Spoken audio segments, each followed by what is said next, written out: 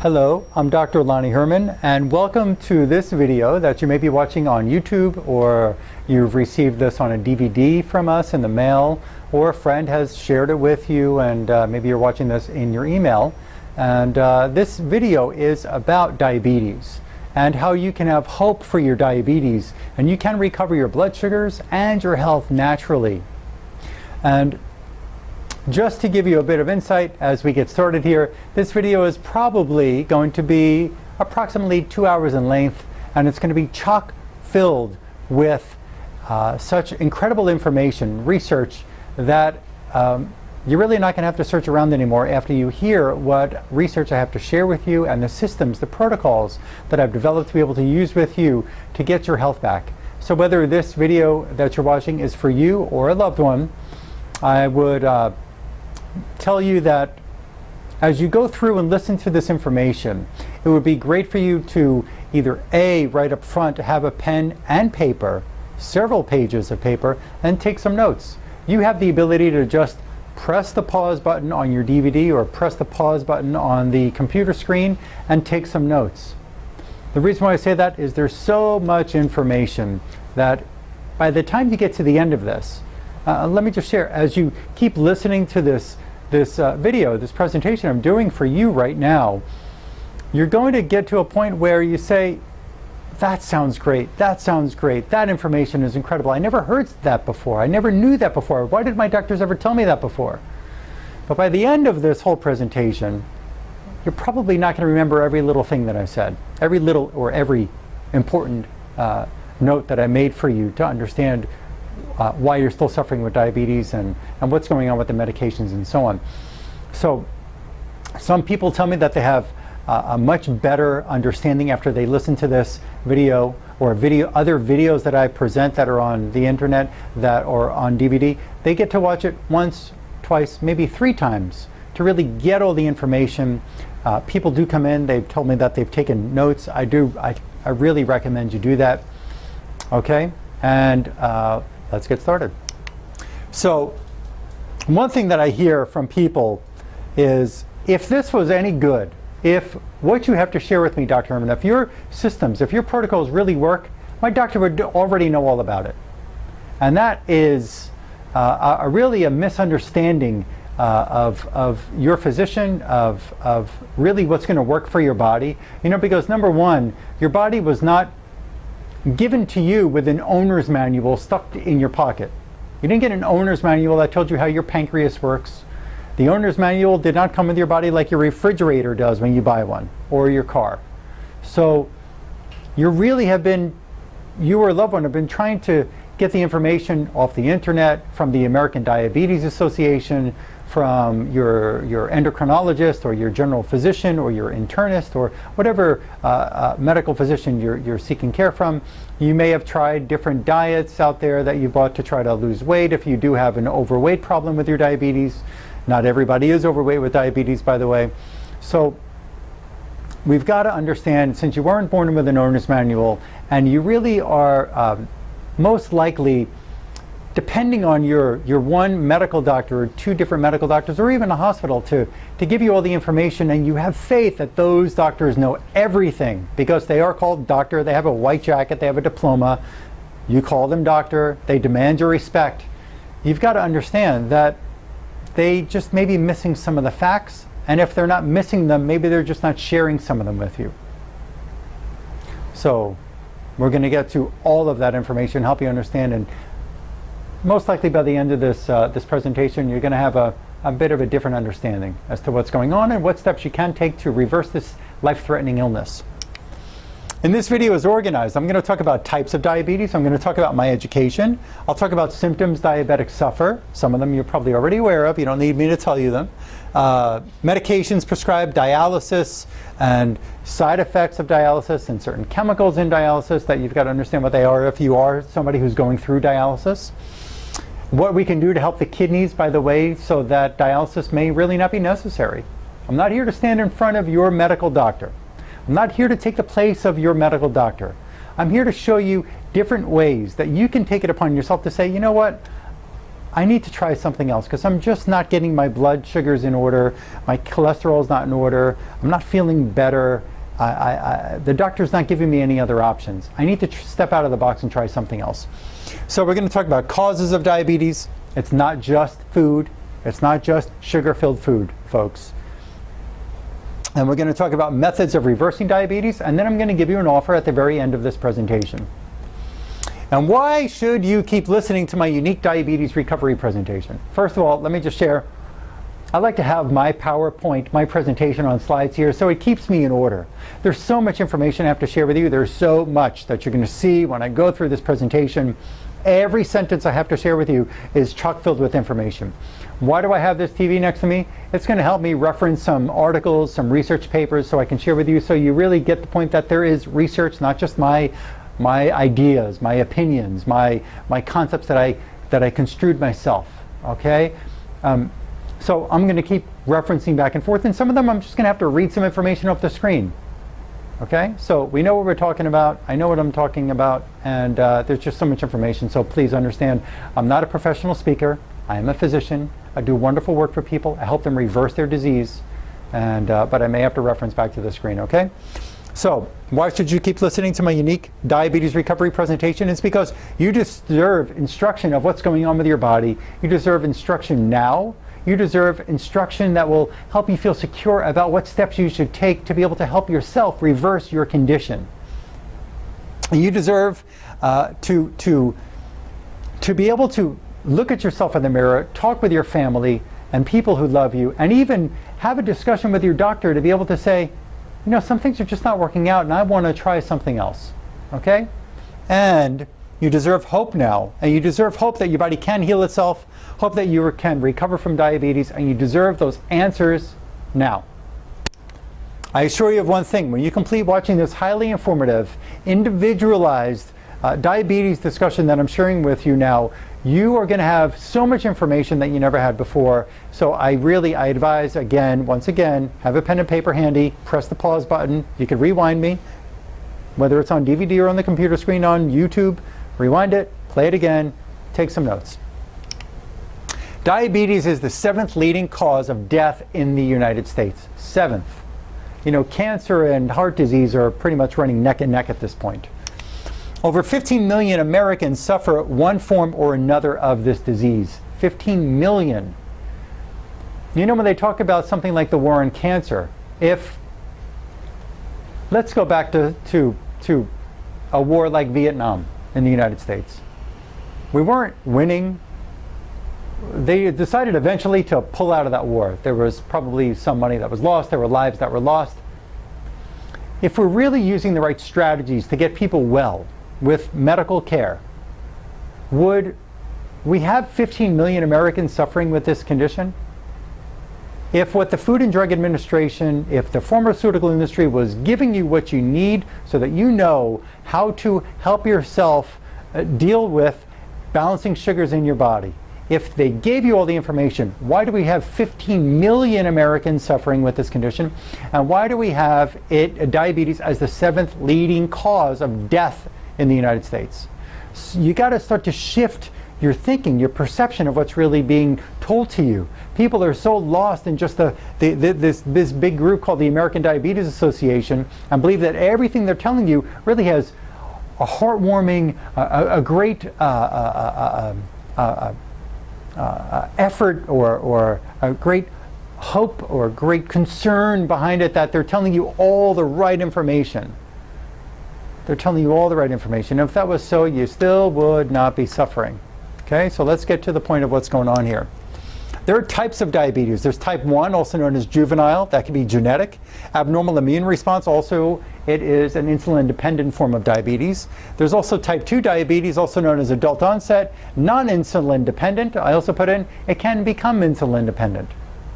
There are some type 2 diabetics who can't get their sugars under control, where they're taking enough metformin and glipizide, and there's a whole list of them. You look up diabetic medications on the internet, there's at least a couple of dozen different kinds of blood sugar regulator medicines, diabetes medicines. So some of these type 2 diabetics also become insulin dependent. There are 3 less common types of diabetes called gestational diabetes, There's secondary diabetes and impaired glucose tolerance. Gestational diabetes is noticed during pregnancy, and there's a higher than normal glucose reading. Secondary diabetes is caused by damage to the pancreas from chemicals. Remember what I said there? It's caused by chemicals. This came off of Wikipedia, this information, right off the internet. Secondary diabetes caused by damage to the pancreas from chemicals, certain medications, and diseases of the pancreas like cancer and diseases in other glands of the body. And there's the impaired glucose tolerance, which is a condition in where the person's glucose levels are higher than normal. It all really is the same, but they have different terminology for for some reason. Types continue. There's also what's called LADA, latent autoimmune diabetes of adults. And this can happen as people are aging, and whether it's a slow onset of a type 1 or it's a type 1.5 is another term that I've heard lately in the research. Slow onset of type 1, what does that mean? Well, adult onset autoimmune type 1 juvenile diabetes is most likely an autoimmune disease, although now in this country with all the fast foods and all the sodas and all the sugar-free foods and all that fat-free foods and all the fake sugars like Sweet and Low and Equal and just the garbage, the genetically modified foods that are being served to people and the cereals, and there's so much that's going on in this country that people are just not really aware of what they're putting in their mouths. You don't grow your own food anymore. You're somebody who goes to work, you get your paycheck, and the part of the paycheck that's left over for food, you're going to the store and you're trusting that store, whether it's a big, organic, whole kind of or quality food market where you trust everything that's there, or you're buying at one of the other major food store chains, or maybe it's a little local food store chain. You just don't know what is going into the food, what's sprayed on the food, what chemicals are in the food. And when you turn and you look at a box of a cereal, do you know every ingredient that's on there? Or are you just looking at it and saying, oh, that scientific name sounds a little stressful, I'm just going to bypass it, but it tastes good, so let me eat it. So you've got to know that whether it's juvenile diabetes as an autoimmune condition, or there is the type 2 diabetes that can happen at a very early age. There are kids in their early teens who are getting a type 2 adult diabetes as well. So latent adult onset is autoimmune disease in the pancreas and other glands in the body. We're going to get into exactly what causes that. Latent autoimmune diabetes of adults, in addition to high blood sugar, other findings are low C-peptide and detection of autoimmune antibodies against the islets of Langerhans. You've got these cells within your pancreas that make your insulin for you. If your immune system is attacking those cells, it's attacking those cells for a reason, not just as they're telling people here in the United States that the immune system just went crazy and it's attacking your own tissues and nobody knows why. There's research around the world that's been going on for more than a decade that is pointing to why the immune system will do this to tissues, and I'm going to get right into that as we go along here. Let's look at the serious effects, not the side effects of all types of diabetes. You know, something that they use, there's a phrase that they use when they're talking about using medications or other diseases like diabetes. They call these side effects of these conditions. These are the effects of a drug or the effects of the condition. If you put rat poison down and it kills the rat, but it also kills the fly and the snake, those aren't side effects, it's poison. It's going to kill anything that comes in contact with it, okay? So one of the symptoms, one of the effects of diabetes is eyes. You can lead to diabetic retinopathy and possible blindness. There's blood vessels where you can have increased risk of heart attack, stroke, peripheral artery obstruction. Now sugar won't cause the artery obstruction. We're going to get into what can cause the obstruction of the arteries. Nerves, it can lead to diabetic neuropathy, foot sores, possible amputation of a limb, whether it's a toe, a foot, a leg, can come off because of this diabetes not being able to be kept under control. Possible paralysis of the stomach. I see that a lot here. Gastroparesis, a weak stomach. The stomach can't digest the foods. Chronic diarrhea. Kidneys can lead to kidney failure. Dialysis treatments, dialysis services are performed on people. Wait till you hear what's in some of these dialysis treatments. I'm going to share that research with you as we go along. Another problem that can happen with a human being with sugar imbalances, like with diabetes, is brain problems. And there's research I'll show you here in this presentation that the brain can actually shrink. Parts of the brain can shrink because of blood sugar abnormalities in the body. Whether it's a low blood sugar called hypoglycemia or hyperglycemia, whether that's insulin resistance and or it's diabetes. Higher risk of cancer also is attributed to diabetes. Dr. Otto Warburg, who won 2 Nobel Prizes, he discussed that cancer cells are anaerobic, which means cancer loves living in an environment where there's low oxygen. He also described that cancer loves sugar. So if you've got high sugar levels in your body, guess what cancer loves to eat? And that's sugar. So you've got to be able to get that sugar under control. And there are people, even a family member of mine, my own mother, had diabetes, and she was on 2 different diabetes medications. They couldn't get her blood sugars under control until we started getting not only the diet in order, but figuring out what was wrong with her pancreas and the kidneys and so on, to be able to get that body to start doing what it was meant to do, and that's keep order with the sugar levels in the body. And she was not eating a boatload of sugar a day. This is a person who doesn't drink soda. She doesn't drink, she's misled by these companies saying that sugar-free things are okay. We're going to talk about that in a little bit. But she's not somebody who's M&Ms and all the garbage foods. She doesn't eat chocolates and cookies and crackers and cakes and so on daily in her life. So there was another reason why her blood sugar could not be kept under control, and we're going to get into that as we go along here. Common symptoms people suffer with diabetes: increased thirst, increased urination, increased hunger, chronic fatigue. Long-term diabetes, uncontrolled diabetes of all types, results in high blood glucose levels, which over time may cause diabetic neuropathy, diabetic retinopathy, eye trouble, kidney failure, heart disease, high blood pressure, stroke, peripheral artery disease, chronic infections, wounds that may not heal, erectile dysfunction, urological bladder dysfunction, urinary bladder dysfunction, stomach paralysis, gangrene, blindness, amputation, lactic acidosis, we'll get into what that is in a little while, and diabetic ketoacidosis. Weight gain, weight loss. Not everybody with diabetes is overweight. I've met people who are very narrow, they're tiny, and they're diabetic. And not even the type 1 juvenile diabetes. There's even the adult diabetes type that set in because it's an autoimmune condition. And we're going to get into what that is as we go along. But people have weight loss or weight gain. They have blood sugar regulation problems. Obviously, that's diabetes. They can't fall asleep. They can't stay asleep. They can't fall asleep and they can't stay asleep. One or the other or both is the problem. Their skin color can change. You can see on people with kidney problems from sugar imbalances, where you look around their calves and their shins, at least people who are white people have skin color changes where the skin gets darker around the calf. The kidneys get the calves get swollen, the shins are swollen because of all the edema, but you'll see a discoloration around the skin down there in the leg.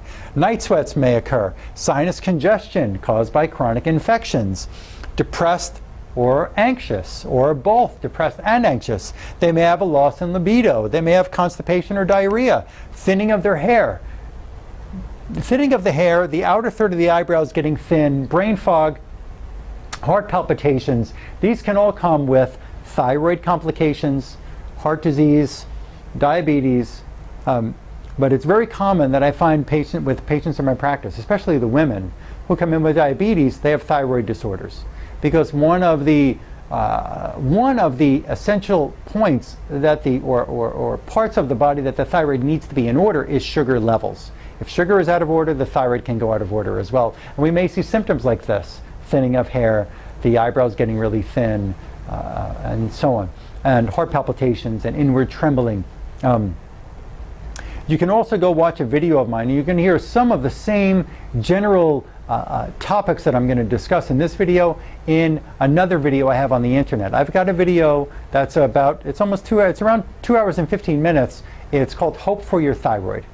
So if you go there and put in Hope for Your Thyroid in YouTube, you'll find that one. You could also find Hope for Your Cancer. That's another one that I did. I'll tell you why and who I am in a few minutes, and how I can present information about cancer.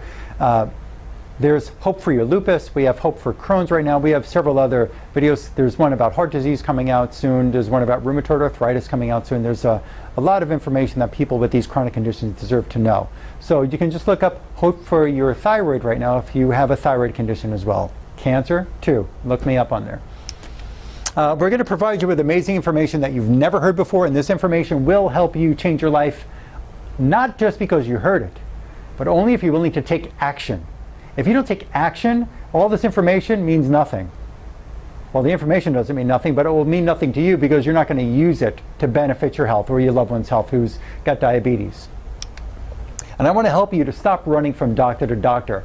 One of the requirements I have when somebody comes into my practice with diabetes or with cancer or with thyroid disease or any of these chronic conditions is that I need them to fill out some paperwork before they come here. So I have some pages of history and different type of lifestyle experiences and habits that they have, and dietary habits, and there's a number of things that we'll go through in this video here, but they fill out their paperwork and then I ask them to give me a little report, not writing a book report, but just about who their doctors are. I don't even need the doctor's name, but at least what type of doctors, how many doctors they've been to. And it's quite alarming that people who have these chronic conditions, they've gone, and I understand, in a sense I understand why, but they've gone from 1, 2, 3, 4, 5, 6, 7, 8. Some people have had, they've told me they've had 13 to 15 doctors for the one condition, and they haven't been helped. And that's pretty sad. And what I'm planning on getting across here is all the information you're going to need to know, with steps, with protocols that I've developed that will be able to help you stop going from doctor to doctor to doctor to doctor, hospital in, hospital out, hospital back in, and so on. And watching this video, you can embrace the most up-to-date, advanced, non-surgical, whole-body, drug-free, integrative, individualized diabetes reversal protocols. Individualized. Something you deserve to know is that if you have diabetes and a loved one has diabetes and friends have diabetes and you're all on the same medication, you are different than every other human being on this planet. Just because you have that stamp of a diagnosis of boom, you have diabetes, doesn't mean you should get the exact same treatment. You are a unique person. Hopefully you can look at yourself in the mirror and know that you're different than everybody else on this planet. Chemically you're different, physically you're different. Just because you have this diabetic condition doesn't mean that your reasons, your causes, your lifestyle habits with your diabetes is the same as every other person who has diabetes. Again, well, Dr. Herman, I hear this again. If it was any good, if any of this worked, I'm sure my doctor would already know about it. And that is just not so. But I'm already on dialysis and there is no way you can help me get well. Well, let's look at the ingredients in dialysis. And then we're going to talk about some education differences between where I come from and what your general medical doctor may have been educated in. And one of the points about medical school education is they have barely any, I mean, maybe an hour or two, if that, of nutritional education. They don't get it. They have nothing to offer you when it comes to nutrition. So just hold on, sit, turn off the phone, turn off everything else, turn off your cell phone, and be prepared to learn and take notes again, okay? And you're going to see why, when I share this information, your doctor doesn't know everything. Let's look at dialysis. So dialysis is to be able to help you with your kidney function if kidney failure is taking place because of your diabetic problem. Maybe it's not because of a diabetic problem only. Maybe it's because of some other issues in your kidneys. We're going to talk about that in a few minutes. But let's look at this. This is a pill form of dialysis. Renal caps. They're little black oval soft gels with an imprinted C162 on them. And it says here, these soft gels, I got this right off of their website. These soft gels provide water-soluble vitamins, and they contain the following inactive ingredients. Blue One Lake. What is that? What is that?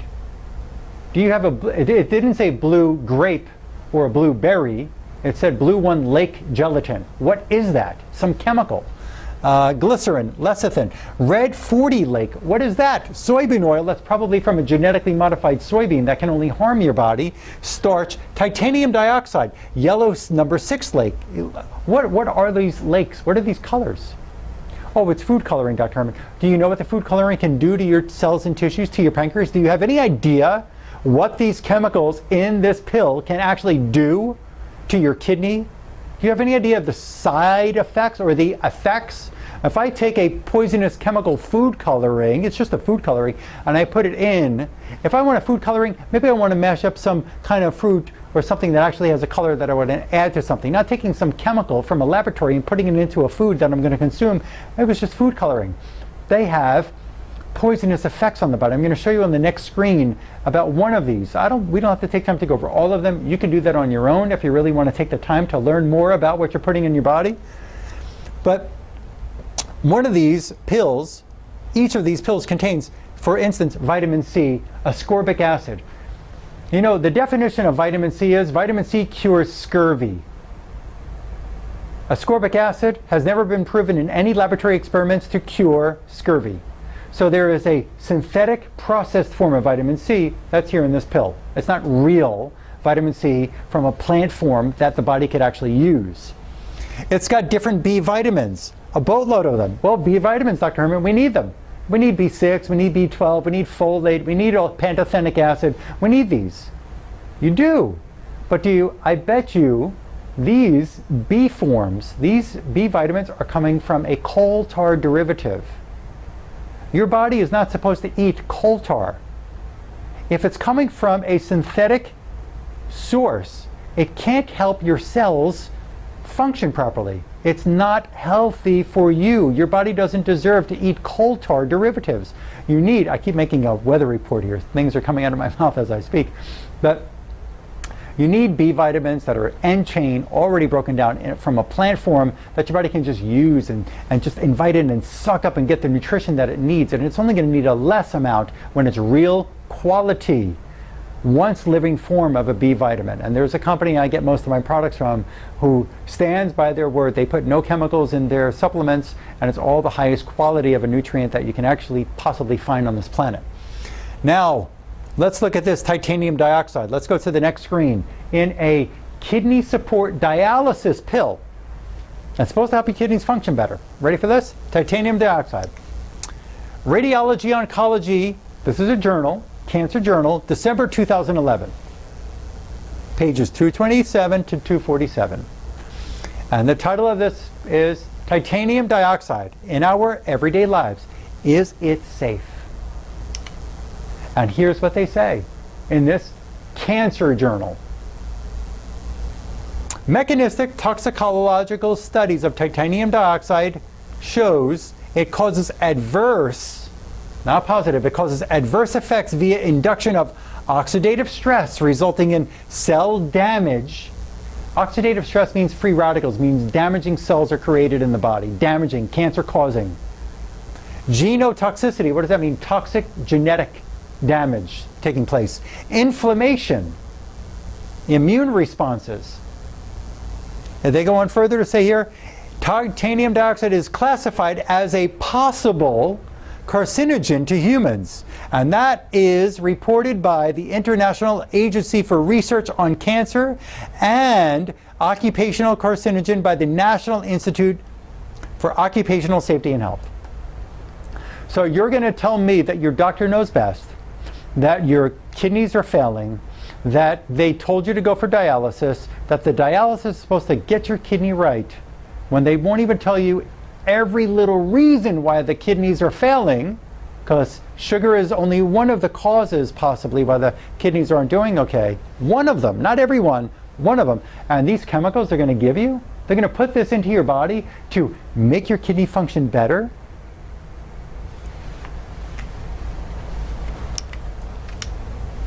Side effects of an IV, that was a pill form. Side effects of IV dialysis. This is right on the internet. Right on the internet. You have the World Wide Web, you can look it all up. Patients using peritoneal dialysis have experienced one or more of the following unwanted effects. At least they didn't call it a side effect. Abdominal distension, loss of appetite, constipation, scrotal or labial swelling, backache, postural disturbances, pain on inflow and or outflow, inflammation, infection around the chest, peritoneal cavity, exit site infection, wherever they're going to put the IV in, it can cause an infection right at that site where the needle went in the arm, muscle weakness, and cramps. Dialysis comes with warnings. Now there was a company that had to recall these different IV flow medications, kidney support dialysis medications. GranuFlo dry acid concentrate and Naturalite liquid acid have both been associated with heart attacks.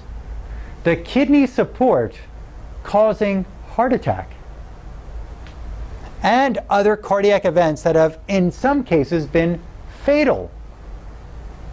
You want to trust this. You want to go to these big dialysis centers and have this done. This is making you sicker. You're not figuring out what's wrong in the kidney, and they're not fixing the diabetes. Let's just keep on letting the person get sicker and sicker. You got to understand something. If nobody wanted to, if you own a business or you work in a place that's a business, obviously you get a job in a business so you can make an income and they're making their income off of your work and so on. Or you own a business and you have people working for you, but your business is to conduct business and you want to be able to make an income and hopefully get to the lifestyle that you plan on living for yourself and or your family, right? It's not just because I'm just working because there's no objective here. I'm trying to make a living, trying to be able to get somewhere with income. Well, a business wants to make more money, yes? Okay. If the drug industry was able to heal you, if they were able to fix your diabetes, you would not need to keep taking their drugs. They would have less profit. And their profits are in the billions.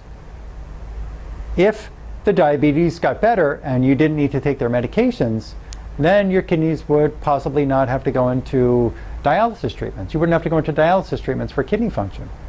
And if it worked, then you wouldn't keep needing the dialysis treatments.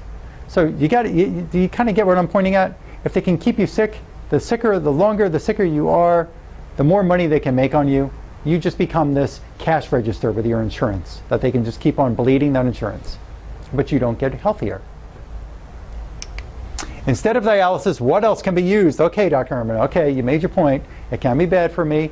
I know I got to get my sugars under control. I know I got to do something different, but I want to hear more about diabetes because I don't have the kidney problem yet. Hopefully I never do. Well, let's see what else we can do for those of you who are watching this, because a lot of people with diabetes do have kidney problems. So let's get into this about what you can use to help to improve kidney function. First, understand why the kidney is so important. Urine formation. Well, you hopefully understand that. Acid and base balance. It helps your body stay in a normal pH level. You need your pH to be normal because you need oxygen in all of the tissues, including the kidneys. Blood volume and pressure. You know that your kidneys filter blood for the heart all day, all night, every night from before you're born until the day you die. Your kidneys, one of their jobs is filtering 50 liters or so, more than a gallon of blood every single day have to go through those kidneys. If those kidneys are weak, what happens to the heart? Is the heart going to have to work harder, or is it going to be able to take a vacation? It's going to have to work harder. If the kidneys are weak, if the kidneys are infected, if the kidneys are stressed, the heart has to work harder. So the kidney is very important in regulating blood flow and blood pressure. Fluid and electrolyte balance, waste excretion, toxins that your body is able to hopefully get rid of. It comes out of the urinary bladder, kidney, urinary bladder, out of the body in the toilet or wherever you're going to the bathroom. Hormone secretion and red blood cell production is taking place in the kidneys, and vitamin D and bone health all rely on kidney function. Second, about the kidneys, signs of weakness. Weakness in the kidneys will be shown by edema around the legs, bladder issues, chronic fatigue, brain fog, low sex drive, ringing in the ears can be related to kidney problems. Poor hair, weak nails, attention deficit disorders or hyperactivity disorders can be linked to the kidneys. Low back pain, I've seen that so many times in my practice. Back pain can occur because of a kidney infection or a kidney that's just not functioning up to speed. And the back gets tight, the muscles get tight around there. And terrible balance, feelings of fear, poor bone health, gout, high blood pressure from kidney weakness. And there is kidney support that can be used. There's antioxidants. I find this so often in my practice. And again, let me pause a second. In just another couple of minutes, we're going to get to my education so you understand who I am and where I'm coming from. Let's get through this part right now, okay? And then we're going to finish my introduction here. Antioxidants are needed. I see many people who come in my office with kidney problems. Antioxidants are definitely, desperately needed. You know that the food in the United States was measured between 1985 and 2000 for antioxidant levels, and they found that there was 50% less antioxidants in our food when they measured it between 1985 and 2000. 50% less than the decade before. 50% less antioxidants. Your kidneys need, your brain, your body, your heart, everything needs antioxidants. Disinfectants.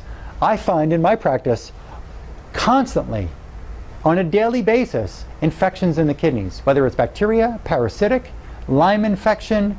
I find nanobacterial infections. I find viral infections in the kidneys, mold, fungus in the kidneys. So doing dialysis but not getting rid of the infection, taking an antioxidant, or drinking more water because I need more water to help my kidneys flush. The kidneys have to flush the fluid, but what if they don't have the strength to flush all the fluid? What if the drain in the bottom of your sink where you have the water on for a while, that fills up, but it's clogged and it can't let it easily go down the drain, that water. So your kidneys, yeah, you want to drink more water because the kidneys need to be flushed. What if the kidneys are so weak that they can't do the flushing? Kidney nutrients, coriander, celery, asparagus, tomato, turmeric, as long as these are clean and they have no poisonous pesticides on them.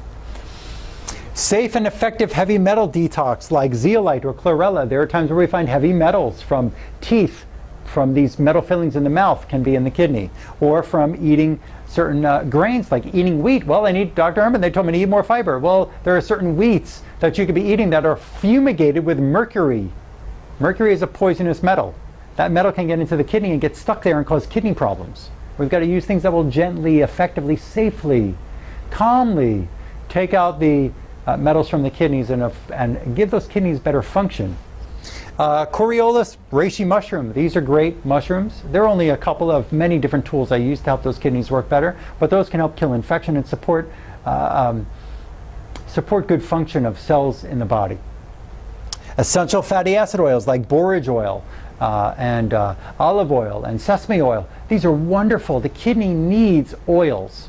If you are eating a diet that's got only the garbage corn oil that's genetically modified and the soybean oil and some of these oils that have been irradiated. Another thing, you can look down, pause the video, write this down, write my name, Dr. Lonnie Herman, food irradiation.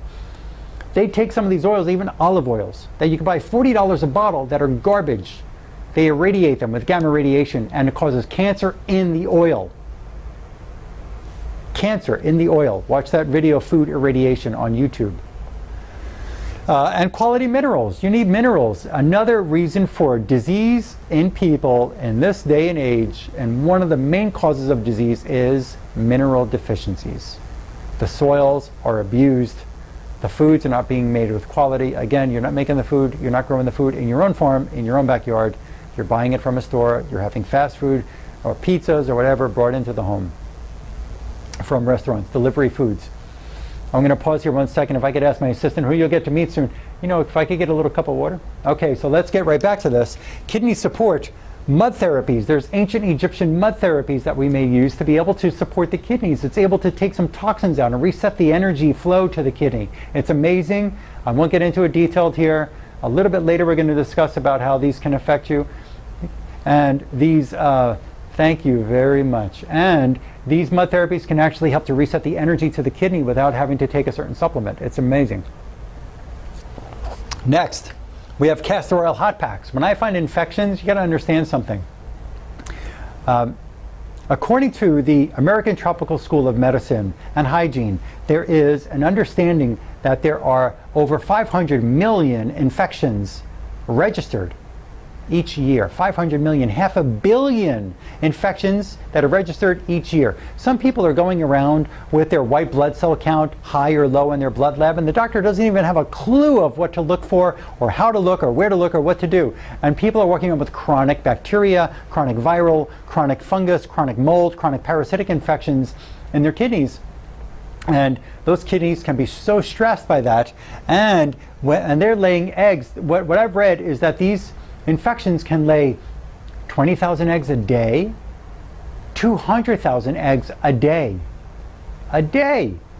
So even if you took an antibiotic that you want to trust a doctor to give you, antibiotic, yeah, it doesn't get rid of the eggs. So you kill the infection. What happens to the eggs that are going to hatch in 10, 11, 12, 13 months? You still have the infection, and they lay more eggs, and it just keeps on getting infected. So one of the great tools we have is putting castor oil with a hot pack on the body, and that can penetrate heat right into the tissue where the infection is, hatch the eggs, and get us to take in one fell swoop with medicine to be able to wipe away all the infection, and there will be no eggs that are going to hatch later. We also, when we're dealing with those eggs and these infections, we have to be able to take certain nutrients that can actually dilate the drainage pipes, if you will, so that everything goes down the drain, comes out of the body, whether it's through the stool or through the urinary tract or through the sweat glands. pH regulation, that helps kidney support because we're going to be using different minerals to support the kidneys. Dental involvement, we'll get into that a little bit later. Lymphatic assistance, there's things like allomannan, that's a certain kind of aloe plant, not aloe vera. Hydrochloric acid, like what you need normal levels in the stomach, we could use that as a medicine. Not a medicine, but a natural supplement, support. Pink salt, salt is good for you. They tell you that salt is bad. It's such a travesty. There's a book, write this down. You deserve to read this. A female doctor wrote this book. It is incredible. It will shed light, the true light on salt. It's called Water and Salt. Read that book. Get it now. Go to Amazon.com. I don't know if it's in the bookstores around you. Water and Salt. Excellent book. I didn't read it like a novel. It wasn't a page turner in the sense that like an incredible novel I wanted to just stuck to the pages. But I read a few pages a day, but the book was just incredible, and it really opened my brain to say, salt is not bad. Salt is good, and salt can actually help the kidneys function when it's the real salt. I'm not telling you to go out and just start dosing up on salt. We got to measure you. I have certain skills to figure out if it's okay for you. A disinfectant we have to use, and that's not chlorine, that's not bleach, that's not some roach spray. So let's not get wise here. Let's understand these are different nutrients that have been discovered, natural supplements that can actually kill parasites, kill mold, get rid of fungus, get rid of bacteria, different strains of bacteria. There are natural things that can do that, and it's not the antibiotics. But Dr. Herman, I know diabetes is serious and I want other help, but if it was any good, my doctor would already know about it, and I like my doctor. I trust him. I trust her. Stay tuned. I know I said this again because I keep hearing it when people call my office and when they come in, but my doctor, but if this was really going to work, my doctor would already know. You got to start thinking for yourself because you weren't born with the owner's manual of your body. Let's understand something about me and about my hours in education. So let me just flip off the screen. So I've got an auto tint camera. Again, this is a great presentation here, but we're not in a professional studio. This is in my office in South Florida. And I started out in school first because I thought I really knew what I was going to do when I was in high school. I went to chiropractic school. Don't turn off the video. This is not about chiropractic helping your diabetes. Let me finish this introduction, okay? And if you turn it off, you're going to miss out on all this life-saving information that's in the rest of the video here. I'm not telling you chiropractic is going to save your diabetic condition and reverse it. When I came out of chiropractic school, I realized I did not have all the answers. I did not have all the tools to save somebody in my family from their heart disease or their diabetes. I didn't have all the tools to be able to help somebody sleep well again, and headaches were not all going away in my practice, and fibromyalgia conditions and neuropathy conditions were not going away in my practice. I had to learn very quickly that I got some information in that school, but I also needed to go back to school. But let's look at something about our education in chiropractic school. I bet you've never known this, between chiropractic and medical. In chiropractic school, in the basic sciences, I'll read this off to you because it may be a little bit difficult on that screen to see. 520 class hours in anatomy. In medical school, they have 508 anatomy class hours. In physiology, 420 class hours in chiropractic. In physiology and medical, 326. Pathology, the study of disease, 271 class hours in chiropractic school, 335 in medical. Chemistry, 300 in chiropractic, 325 in medical. We're running about neck and neck here, yeah? Bacteriology, 114 in chiropractic, bacteriology, 130. I've gone further, more than studies of bacteria. I've taken parasitology courses, virology courses, fungus studies. I've gotten real deep into this infectious disease condition that really is going on probably in your body, but I see it a lot in my practice. diagnosis, neurology, x-ray, psychiatry, obstetrics, gynecology, orthopedics. We took embryology. We had to study so much of these basic sciences. When we look at the hours of these basic sciences in chiropractic school, 2,887 class hours in these basic sciences, and in medical school, 2,756.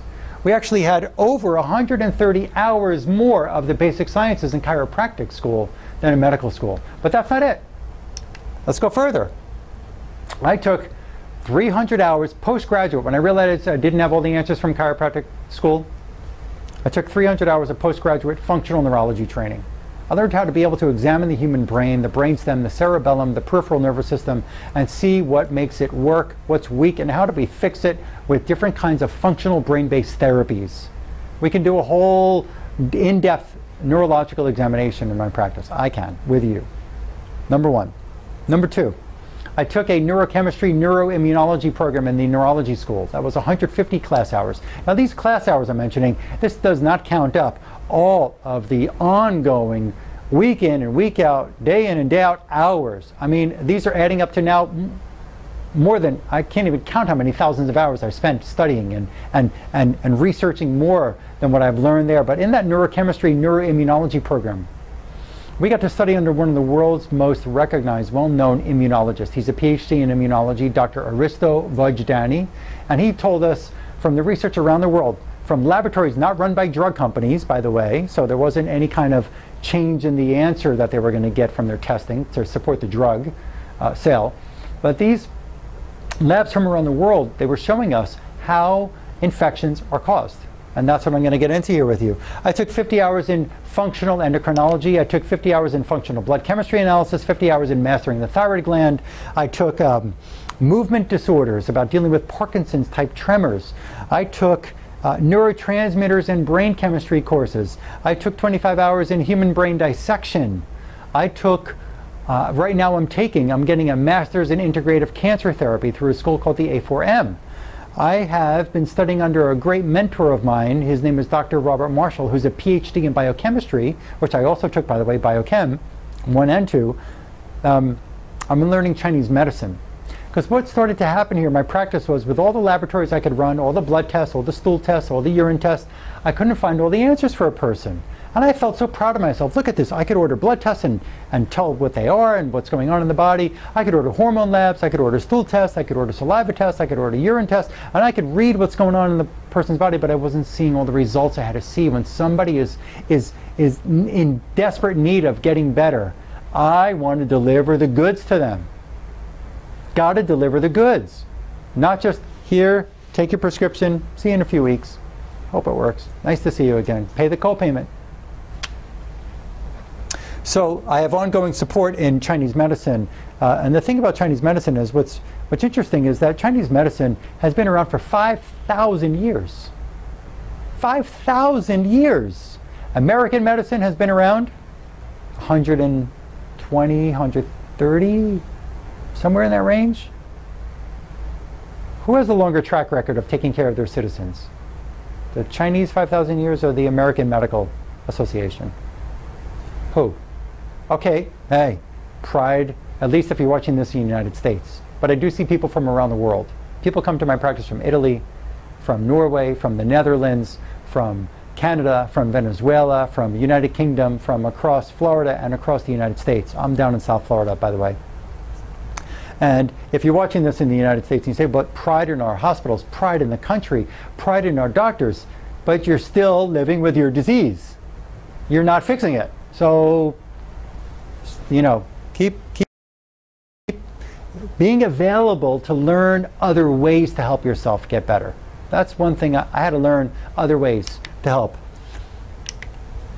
Mentors of mine, Dr. Ted Carrick, he's a PhD in neurology. The man is brilliant about the human brain. Nobody finer in the world. Nobody knows more about the brain than this man. Dr. Bruce Lipton, he's not a mentor per se. I didn't study under him, but I've studied his research, read his book, Biology of Belief. He's a PhD in cellular biology. The man is very smart, and I learned a lot from him. Dr. Russell Blaylock, another great doctor, retired neurosurgeon, learned so much from him and about the neurodegenerative changes that take place in the brain and what can cause it. Dr. Robert Marshall, he is a mentor of mine. He's a PhD in biochemistry. He owns a laboratory in Texas called Premier Research Labs. They produce most of the products that I use to help patients get well and reverse their diseases in my practice.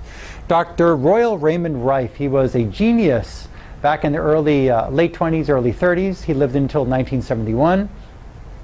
He designed something called electric medicine. He could actually fry infections in the body, kill them without hurting a human cell in the body. We can get more into that really in person. You could look him up on the internet, and there is a book about him, one of the several books about him, called The Cancer Cure That Worked. Dr. Royal Raymond Rife, excellent. Dr. Aristo Vojdani, I told you about already, the PhD in immunology. And Dr. Gerson, who has he's not alive anymore. His daughter is still running his clinic down in Mexico now. They work with people with cancer. And I've taken some of the Gerson therapy concepts and modified them a bit and brought it into my practice here. So I can help people, with cancer.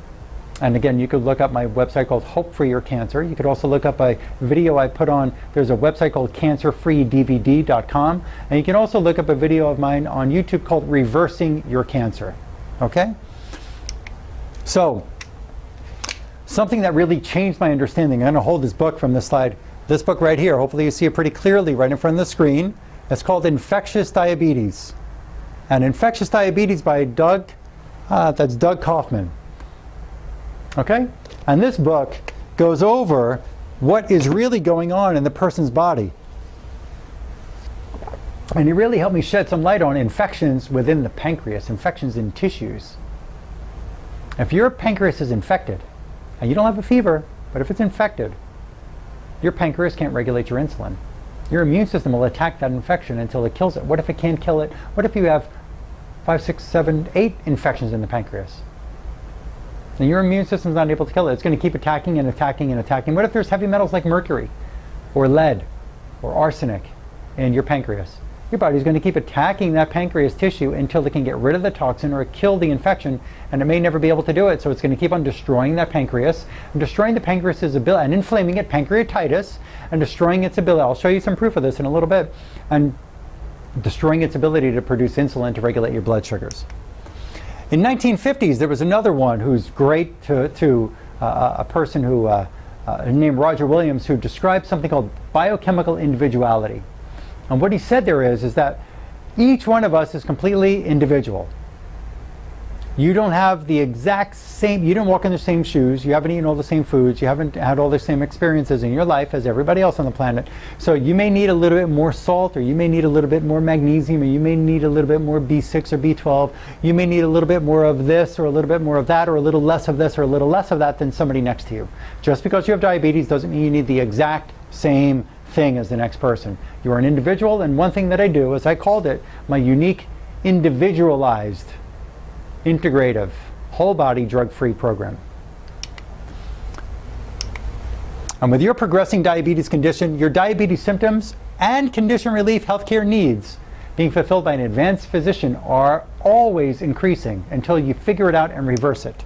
Your relief will begin when you step outside your comfort zone. I'm not telling you that you're comfortable with your illness. I'm not telling you you're comfortable if you have sores. I'm not telling you you're comfortable if you have high blood pressure. I'm not saying that you're comfortable if you have neuropathy, or if you're losing your vision, or you had to get an amputation of a toe or a limb. I'm saying step out of the comfort zone of the mindset that you've been brainwashed into believing that the medicines are the only way to go about dealing with this, because they're not. And if they were, you wouldn't be taking the time to watch this now, because you'd be happy with your health care and your results. What causes diabetes? We're going to discuss that. Why are diabetes medications not going to help you really get well? And we will review why the medications at different doses don't work for you. Let's look at this picture first. And this shows here the liver, it shows the stomach, the intestines. When we peel back some of these organs, you can see in here the gallbladder, and you see here the pancreas, which is right underneath the stomach. And this pancreas is what makes your insulin levels. Okay? And this also deals with producing enzymes for your body to digest your nutrients and help to kill some infection. Now, we're going to get into that a bit again, but take a look. That's the pancreas. Okay? Diabetes, majority of diabetes sufferers are autoimmune, and your pancreas is not the problem. And your immune system is the problem. Well, not really the problem, but your immune system is causing a problem by attacking your pancreas tissue, and that pancreas tissue, there's got to be something wrong there. So, next question is, on a blood test like fasting glucose, so I've had that before, Dr. Herman, HbA1c, I've had that before, I've had my EGFR, my cholesterol, uric acid, I've had my BUN tested, my thyroid, I've had urine testing, but I've never had, unless you already know you're an autoimmune diabetic. Let me just introduce this for those of you out there watching this video who don't know if you have an autoimmune diabetic condition. So there are different antibody tests that can be run. Antibodies are soldiers of your immune system that are attacking your own tissues. They're trying to kill your own tissue. They didn't just decide to get drunk and go crazy and attack your tissue. They're doing it for a reason.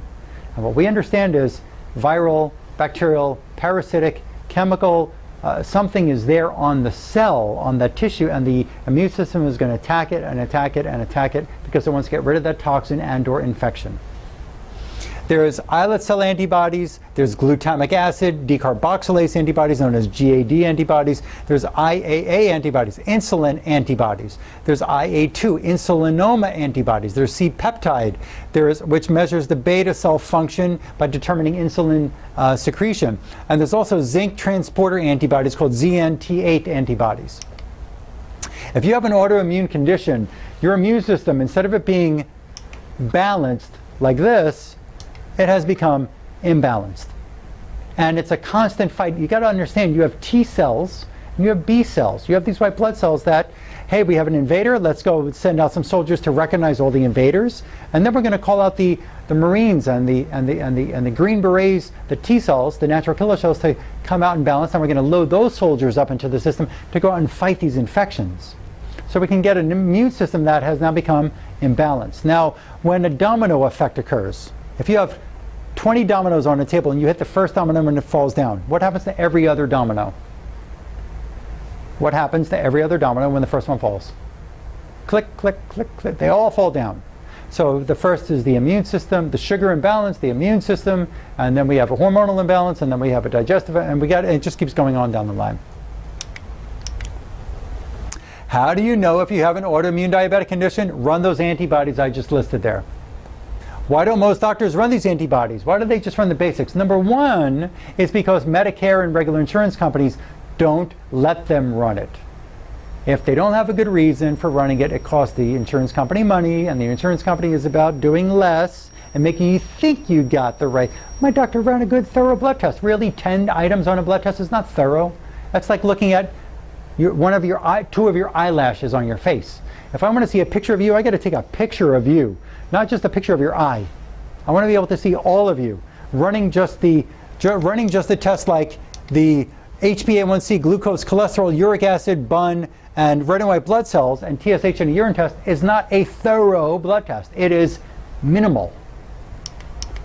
So run antibodies, and another reason why the doctors don't run these antibodies is because they go, there's nothing I can do for you anyway, so even if you had them, it doesn't matter because there's nothing we can do. That's because they weren't educated properly. They weren't educated enough. And they're practicing medicine out of a 1960s textbook. They're not educated enough to help you reverse your condition. So other people say, but I'm on insulin. Yes, thank you. But I'm on insulin.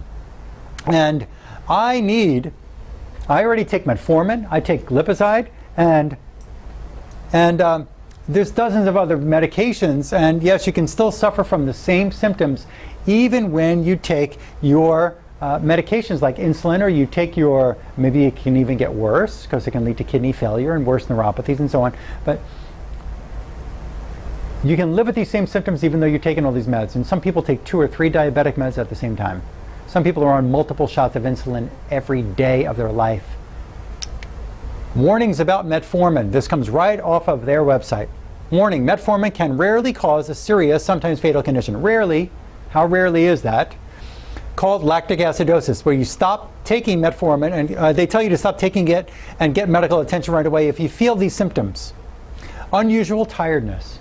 Every diabetic who comes to my office I meet, they're tired, or the majority of them are tired. They got chronic fatigue. Not everyone, but a good number of them.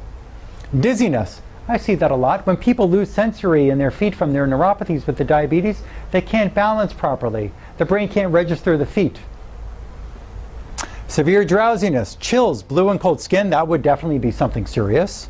Muscle pain, fast, difficult breathing, irregular heartbeat, stomach pain, nausea, vomiting, diarrhea. So the metformin, amongst all the other diabetic meds, they can all cause these symptoms. Metformin, lactic acidosis is more likely to occur in patients who have kidney problems. So it can actually make the kidney problem worse and the system worse. Liver disease, recent surgery, other infections, heart attack.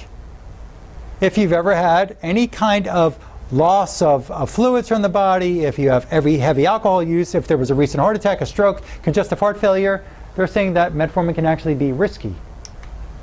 And I have nerve pain. That's another problem with the neuropathies. So they prescribe Lyrica or other seizure medication or Cymbalta or other antidepressant medication because they're trying to stop the sensory issue with the feet or the hands and the feet. You've got to understand something. Your brain shrinks when you have diabetes. And this report came out of it's a press release by the American Academy of Neurology, August 1st of 2011. People with diabetes in middle age lost brain volume in the hippocampus, the memory center of the brain, at a faster rate than those without diabetes. They said it right there. The brain shrinks due to this sugar abnormality. Well, if I have nerve pain and Lyrica won't work and Cymbalta won't work, what can work? Well, first you got to find out what's going on in the nerve. Besides sugar balance, you got to find out if there's infection on the nerve. But there's another report. Listen to this about nerve damage in China. They did a study with a mushroom. International Journal of Medicinal Mushrooms, 2012. Neuroregeneration, not degeneration, neuroregenerative potential of a mushroom called lion's mane. It's also known as Hericium erinaceus. In the treatment, so this neuroregenerative potential of this mushroom in the treatment of peripheral nerve injury. And here's what it says. Let me read this to you, because you may be familiar with B12, trying to help nerves with B12.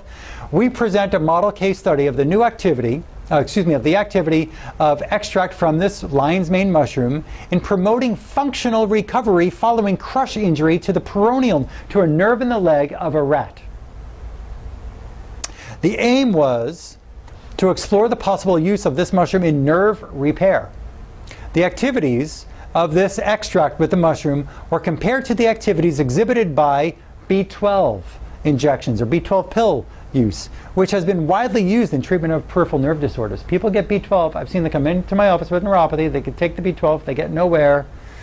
Analysis of this hind or the leg function of the rat showed that there was, what does it say here? Regeneration of the nerve tissue, reinnervation of motor end plates at the nerve and muscular junction developed better than in the B12 group. So they saw nerve repair and muscle to nerve connection take place again after they crushed the nerve in the rat.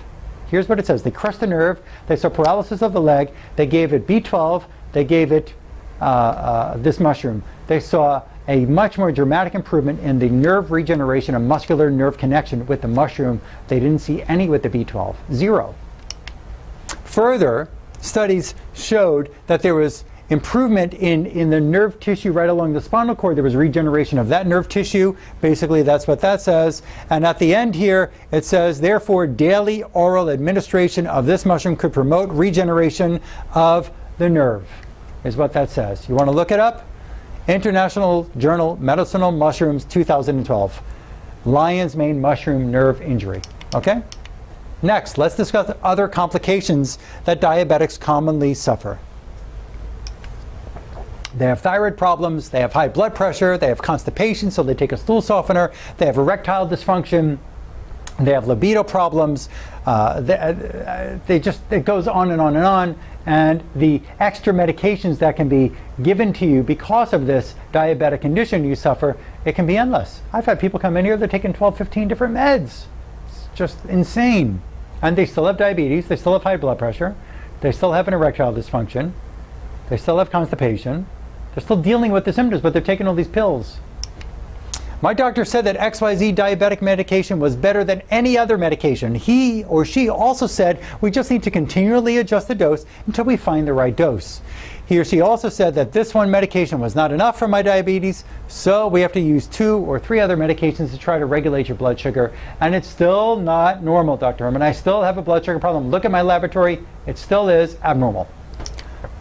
Patient came here from the Netherlands recently, and I look at her blood test. Her HbA1c was over 10, and she's on 2 different diabetes medications, 2 of them, and she still has an HbA1c above a 10. I mean, it's just insane. Excess insulin. So here you go. So your pancreas is not making enough insulin to regulate your blood sugar. That's what insulin does. It grabs the sugar and stores it in the cells for later. Why does it do that? Because your brain needs sugar. Your brain eats oxygen and sugar. So the insulin grabs the sugar from the food and stores it away in the cell so that the adrenal gland gets called into action and goes to the sugar, to the cell, and says, knock, knock, knock, is there sugar? Yes, there is. Take it and bring it up to the brain to feed the brain. And that happens every 15 minutes in your body. Well, if you can't regulate your sugar, the medicines and the insulin injections are causing an excess of insulin in the body. Excess insulin. What does excess insulin cause? Hypertension, obesity, glucose intolerance, metabolic syndrome. It's just insane. So they're giving you treatment of something that it's just going to continuously cause. You could look at this research up, put in excess insulin and my body on the internet and Google, and you'll see information there. Blood sugar levels, fasting, it should be between 85 and 99. If it's lower than 85, people can feel a hypoglycemic, a weakness in the body. Just because the laboratory says 65 to 99, they're using a C minus or a D plus range as the low end of normal. I never saw one class in school I could pass with a D plus. Not one. So 65 to 99 is too broad of a range, and some labs say 80 to 110. If you got 110, you got insulin resistance. You've got a problem there with blood sugars anyway, if you're not diabetic yet. Okay, HbA1c must be less than a 5.6, and diabetes is anything, they say, when it's above a 6.4. You want your blood sugar level, that hemoglobin A1c, you want that below a 5.6. You don't want it at 5.7, 5.8, 5.9, 6.1, 6.2, but they're going to wait for it to get above 6.4. So people tell me, well, my doctor monitored it with me for a while, but once it got to the 6.4, then we had to take action. He told me to watch my diet, told me to exercise, but my sugars just kept getting worse, Dr. Herman. I didn't know what to do. I didn't understand it because I don't eat a lot of sugar. I don't eat a lot of garbage. At least I don't think I do. And now when it got to 6.4, then I need the meds. See, that's what they do. They wait for the major catastrophe, then they give you the medication. And then you're living with the disease forever. American Diabetic Association reports the need of fake sweeteners like Sweet and Low, Equal. You should look up online that this aspartame product, that's in chewing gum, that's in a number of things. These fake sugars are not sugar, they're sweeteners. And these fake sweeteners are linked to lupus, they're linked to diabetes, they're linked to they're linked to neurodegeneration, they're linked to arterial stress, they're linked to memory loss, Alzheimer's, they're linked to these conditions. You don't believe it? You want more research? Look it up online. Aspartame side effects, aspartame brain, aspartame heart, aspartame anything. And also there was a great documentary that's on YouTube, write this one down, Sweet Misery, A Poisoned World. Sweet Misery, A Poisoned World, great one. So what can be used to help you support your normal pancreas function? Well, let's take a look. Pancreas support, delta-tocotrienol. This is, in the vitamin E world, there's two parts of vitamin E. There's tocopherol, you don't have to remember all these things, but tocopherol and tocotrienol. In the tocotrienol side of the vitamin E, there's an alpha, beta, gamma, delta. Well, there's research that shows that the delta tocotrienol reverses cancer. It's been shown to reverse cancer in the lungs, in the pancreas, in the prostate, a number of places. Look it up online. We carry a product that has delta tocotrienol in it. Disinfectants. You may have a bacteria, you may have a fungus, you may have a virus, you may have a parasite, you may have some kind of infection that's in there in that pancreas. We need to clean it out. Ginseng may work. Marshmallow root, nopal cactus, Indian bitter melon fruit, Indian gurmer leaf, which is also known as a sugar destroyer. It's also called Gymnea sylvestre. And then we've got other problems that can cause pancreas problems. That's like dental, and what we're going to describe in a little bit is called an interference field. Interferences in the flow of energy of the body. Back to the why you suffer inflammation, toxins, and deficiencies in the diet. Get a pen and paper and look at this. Diabetes is this red circle in the center. What can be linked to diabetes? Persistent organic pollutants. You may have styrenes and dioxins and DDT that's still in the water, arsenic that's in the water that's getting into your foods. These are going to make your pancreas sick and your whole body sick. You could have Lyme infection in the body from a tick bite or from a mosquito bite. You may have pH that's acidic. You may have viral infection. I've said that more than once. You may have digestive problems. You may have too many free radicals in that kidney or in the pancreas causing destruction of the function, malfunction of those. You may have adrenal stress. You may have a leaky gut. You may have a parathyroid problem. You may have dehydration. You may have fungus, mold. You may have dental work issues. I've already touched base on some of these. Pesticides that could be on the food. Fungicides that could be on the food. You may be eating organic strawberries and you don't realize that they could put a fungicide on there. They grow it in one place organic and they take it in the truck down the street or a couple blocks away to their other facility. It's grown organic. They can label it that way, but they go and put fungicide on it, like Captan, C-A-P-T-A-N. It's commonly used, even if it says organic. You got to be careful. One other job that I have when you become a patient in my practice is to teach you how to do a 2-second toxicity test on the food that you're buying. Whether it's from a Whole Foods type of store or whether it's from the other chains of food stores in this country, you need to know what's going in your mouth so that you're not making yourself sicker with every bite you take or every sip you take. Okay. So let's discuss diet, the SAD diet, the standard American diet. Genetically modified foods, your potatoes, your corn type flake type cereal, the wheat flakes cereal, these foods are processed, the cakes, the fat-free, the sugar-free, these items are all processed garbage that you're putting in your mouth. White flour. All that white flour, that bleached garbage flour is stripping nutrients out of your body, stripping it and not providing any. Soda, diet soda. Diet soda is garbage. Soda is garbage. You're putting that in your mouth. It's part of the sad American diet. Fake sugars like sweet and low trans fats, most frozen dinners, cereals, chewing gum, all part of garbage in your system. There are food sensitivities that are part of your diet that you may not realize, even though you think you're buying an organic grain that might be harmful to your system. There's a lab that can be run about gluten and about gluten cross-reactive foods. This lab is great. It's in Arizona called Cyrex, C-Y-R-E-X labs. But something about the testing. I've developed a skill in my practice where I can tell with 3 steps. Is the food quality? Is the food causing an immune reaction? So you can get the laboratory if you want. I like to do Western philosophy medicine and Eastern philosophy of medicine. And I like to blend them together. I like to give you the best of both worlds. We can run laboratories and we can really figure things out without certain laboratories. I like to run the blood test, HbA1c and so on, iron levels, but there's certain skills I've learned that I've been able to help figure out without a food laboratory. Is that tomato causing your problem? Is that egg causing your problem? Is the dairy causing your problem? Is the bread causing your problem? Is the gluten-free bread causing your problem? Is the corn causing your problem? Is the rice a problem? Also in your diet, maybe seeds, nuts, beans, and grains.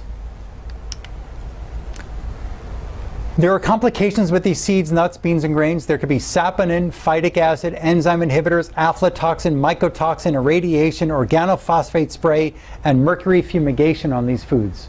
Whoa, Dr. Herman, this is getting overwhelming. What are you telling me? I can't eat a bean? I can't eat a nut or a seed? I can't eat a grain? You can if you prepare it properly. But first you got to know if you're buying something that can actually cause an immune stress and inflammation pattern in your body. If it's going to pass that test, then we have to do a certain preparation. We have to teach you how to take care of these foods. Why is this? Let's look at this research. According to a histochemical research paper in 2000, red blood cell destruction, it's called hemolysis, red blood cell destruction of human red blood cells, or a hemolysis of human erythrocytes with saponin, affects the membrane structure. And what they showed, and why do I say saponin? Saponins are surfactant that there are plants before soap, like Dove soap and so on, your little pump soap or your bar soap that you wash yourself with in the shower in the bathroom. People hundreds of years ago used to use parts of plants that made a soap-like consistency to wash themselves. It came from plants. They used to wash themselves from the surfactant property that can wash off dirt from the body. Okay, well, chia seeds, hemp seeds, other seeds and nuts have these surfactant properties, saponin properties to them, and they can actually dissolve. On a human cell, we have a fatty layer, like a bumper, fatty bumper around the cell that protects the cell, only lets in the good and keeps out the bad. It'll keep out an infection. The saponin from the nut or seed will actually dissolve. It'll wash away the fatty layer that protects your red blood cell. And now the red blood cell has no protection. So a bacteria comes along, can get right in there and make that cell sick. If it's in the pancreas, if it's in the kidney, if it's in the heart. I'm going to show you slides. You'll see in a minute. Further, aflatoxin on peanuts and other nuts. These are known to have a bad fungus on them that can get caught in the liver. And in one of the textbooks that I've read in the cancer program that I'm getting my cancer education in, it's called Cancer Treatment by Dr. Haskell. And in the chapter, I think it's chapter 4 on the liver, they showed here, besides on Wikipedia showing this aspergillus, these aflatoxins that come off of nuts are carcinogenic. It also said that these mycotoxins, these aflatoxins, are causing the most serious health effects that can include death in humans.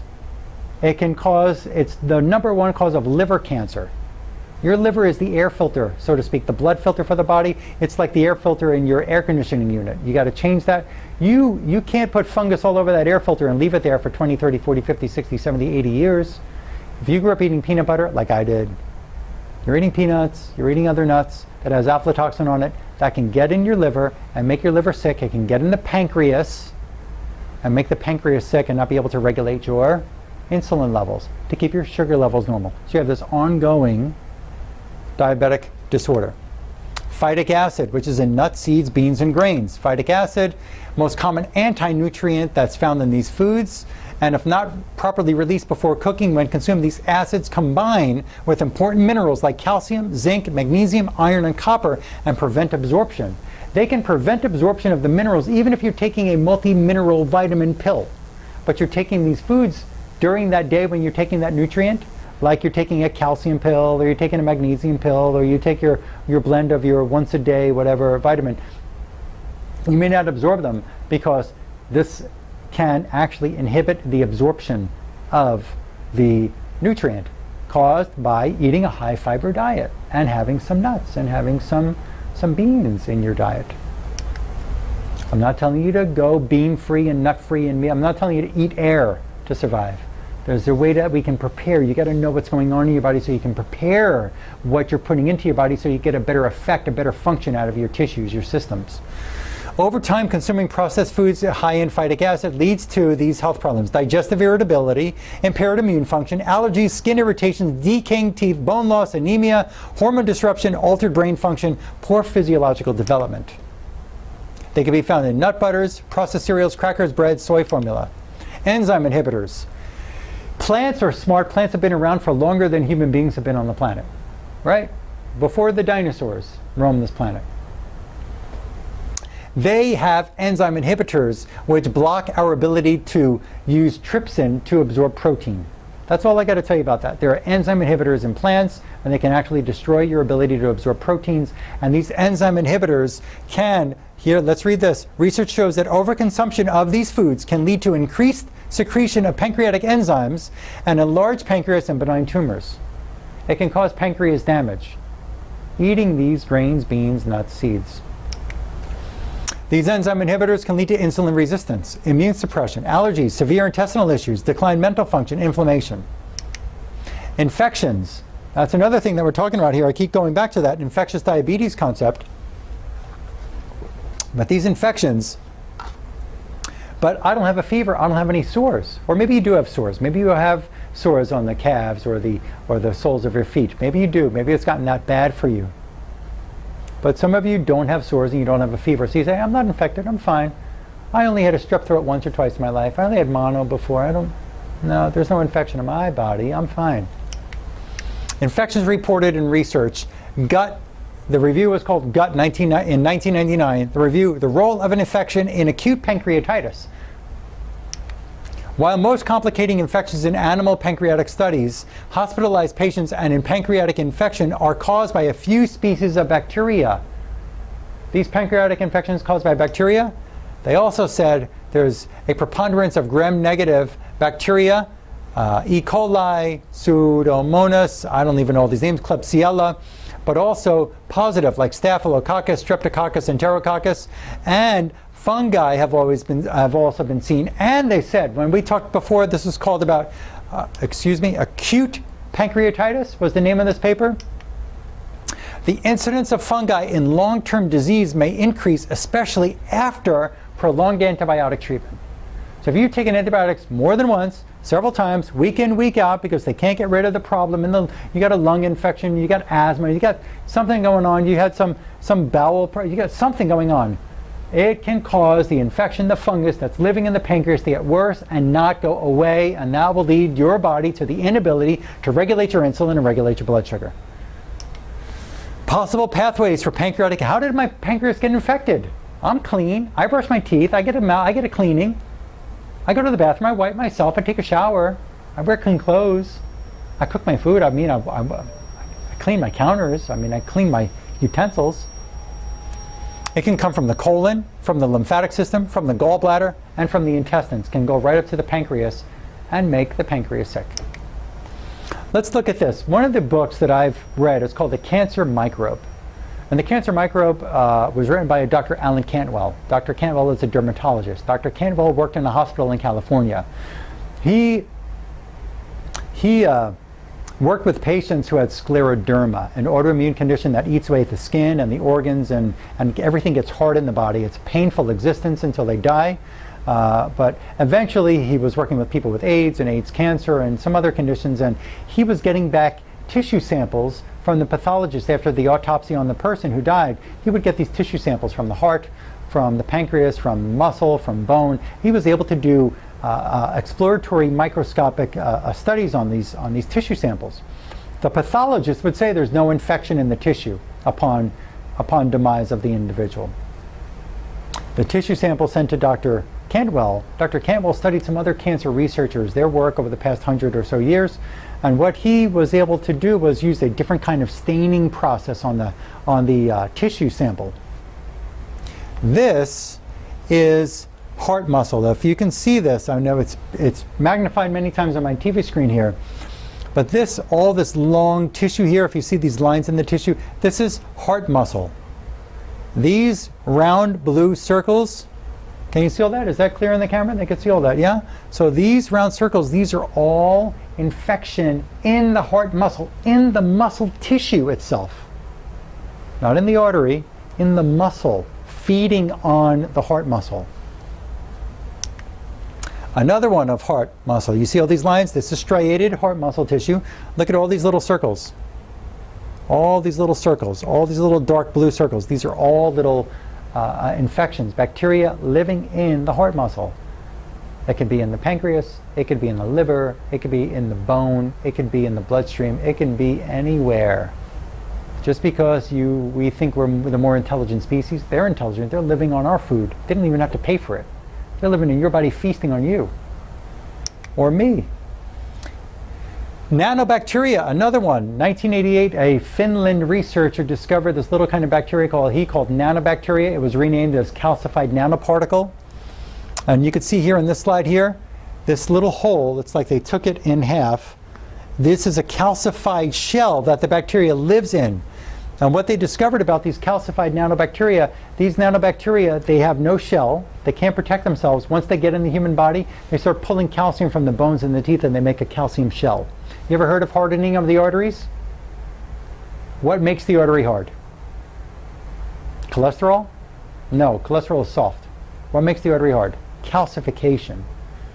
Calcified tissues in the lungs, calcified tissues in the pancreas, calcified in the kidney, calcifications in anywhere besides the bone or in the teeth. The calcium deposits don't belong there. How do calcium deposits get there? Did the brain just say, I'm going to put calcium somewhere else today? Well, let me put calcium in the kidney today. No.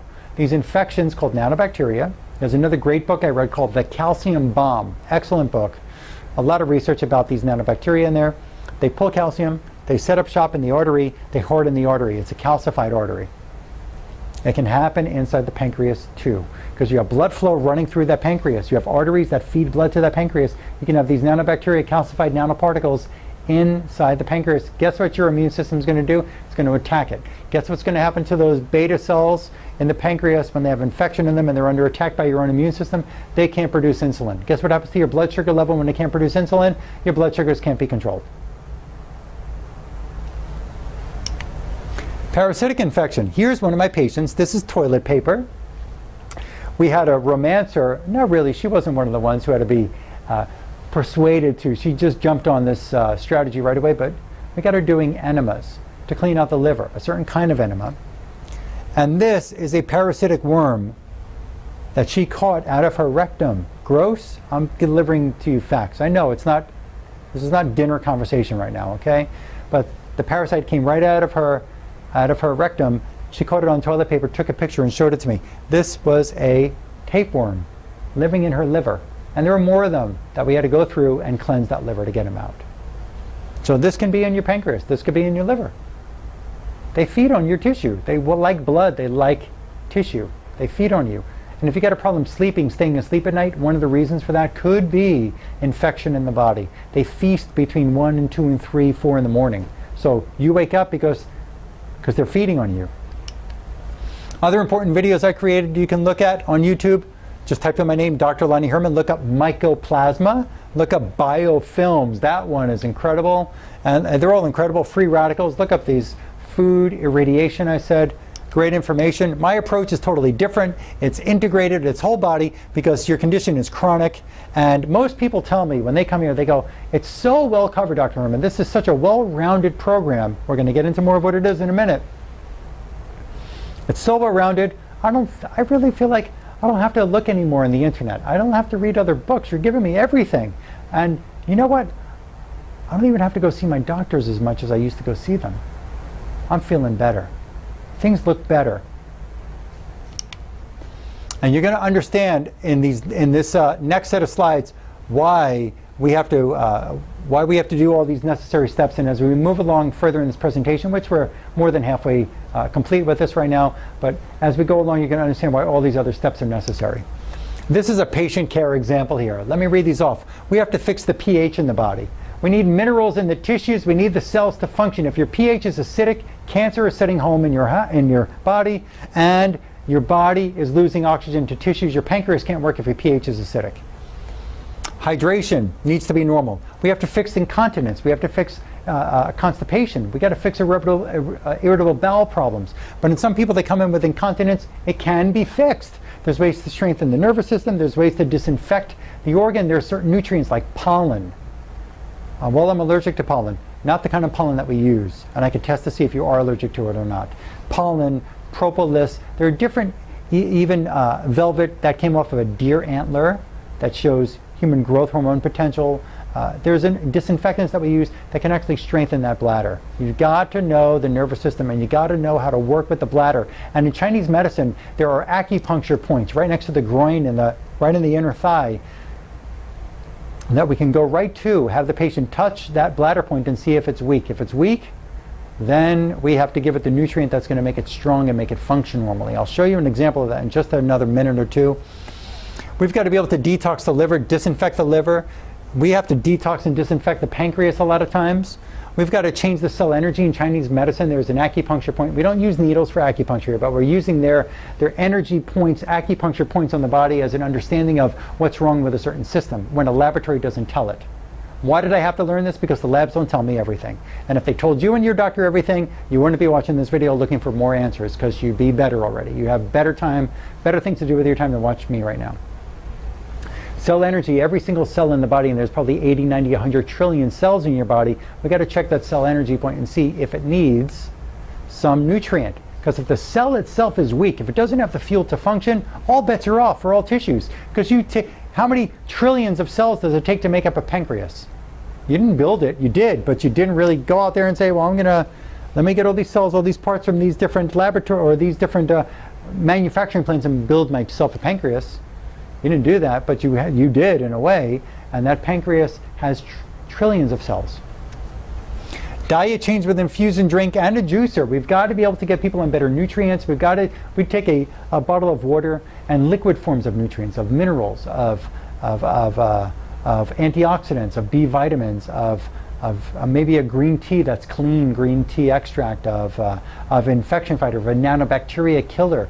We can put these into a liquid that you drink, you sip throughout the day, so you're getting your nutrients infused through the day so you can keep raising the level of the function of these organs and tissues. Mud detox therapy we can reset the energy to the tissue, and with resetting the energy to the tissue and also detoxifying the tissue at the same time with these muds. Brain-based therapy may need to be done, pancreas infection, intestinal repair, supplements for all systems, biofilm removal. We have to get into dental work. Maybe a root canal has to be pulled or remediated sometime or cleaned out. Mercury, replacing a composite on the teeth. Some of these composites cause immune reactions. They can make your pancreas get weak or stressed and not be able to work because of a filling that went into a tooth or a bonding on a tooth. I had to have with patients, I'll show you pictures, case studies of mine, removing an infected wisdom tooth. We have a Rife machine that can kill infections here. We fix sleep patterns with this person. We had to do proper heavy metal removal, removing xenoestrogens. Some people have these fake estrogens that mimic estrogen, fake estrogen in the body that could be on the liver, on the thyroid, on the pancreas, causing stress and changes in this whole endocrine system. We've got to get them out. How do you get a fake estrogen? From plastic bottled water, plastic bottled soda, eating certain meats. They can get these fake estrogens that mimic estrogen in the body and can cause hormonal imbalances in a man and a woman. We have to optimize their sodium and potassium. We have to kill adrenal infections. The adrenals are also assisting sugar regulation, sugar function to the brain. The adrenals are incredibly important, and they sit right on top of the right and left kidney. We have to fix if there's an organ to pancreas reflex.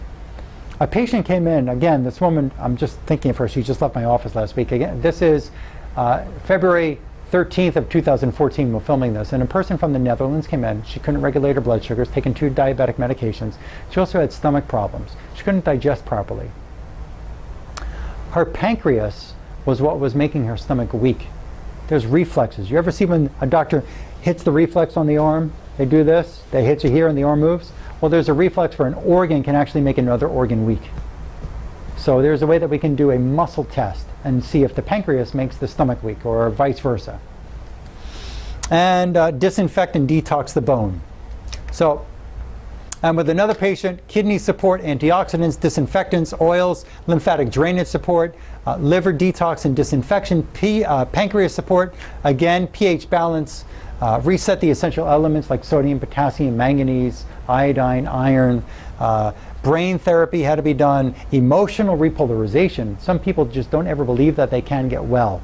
They don't believe they can get well, and if they don't believe they can get well, they'll never get well. We have to fix that subconscious, and there's a quick, really easy way. We don't have to go to a psychiatrist or psychologist or watch self-help movies or read books. You can if you want, but there's a quick way to figure out if your brain is just not really in line with you fixing your body, and that can take place really quick. I learned an awesome skill to help reset that brain function.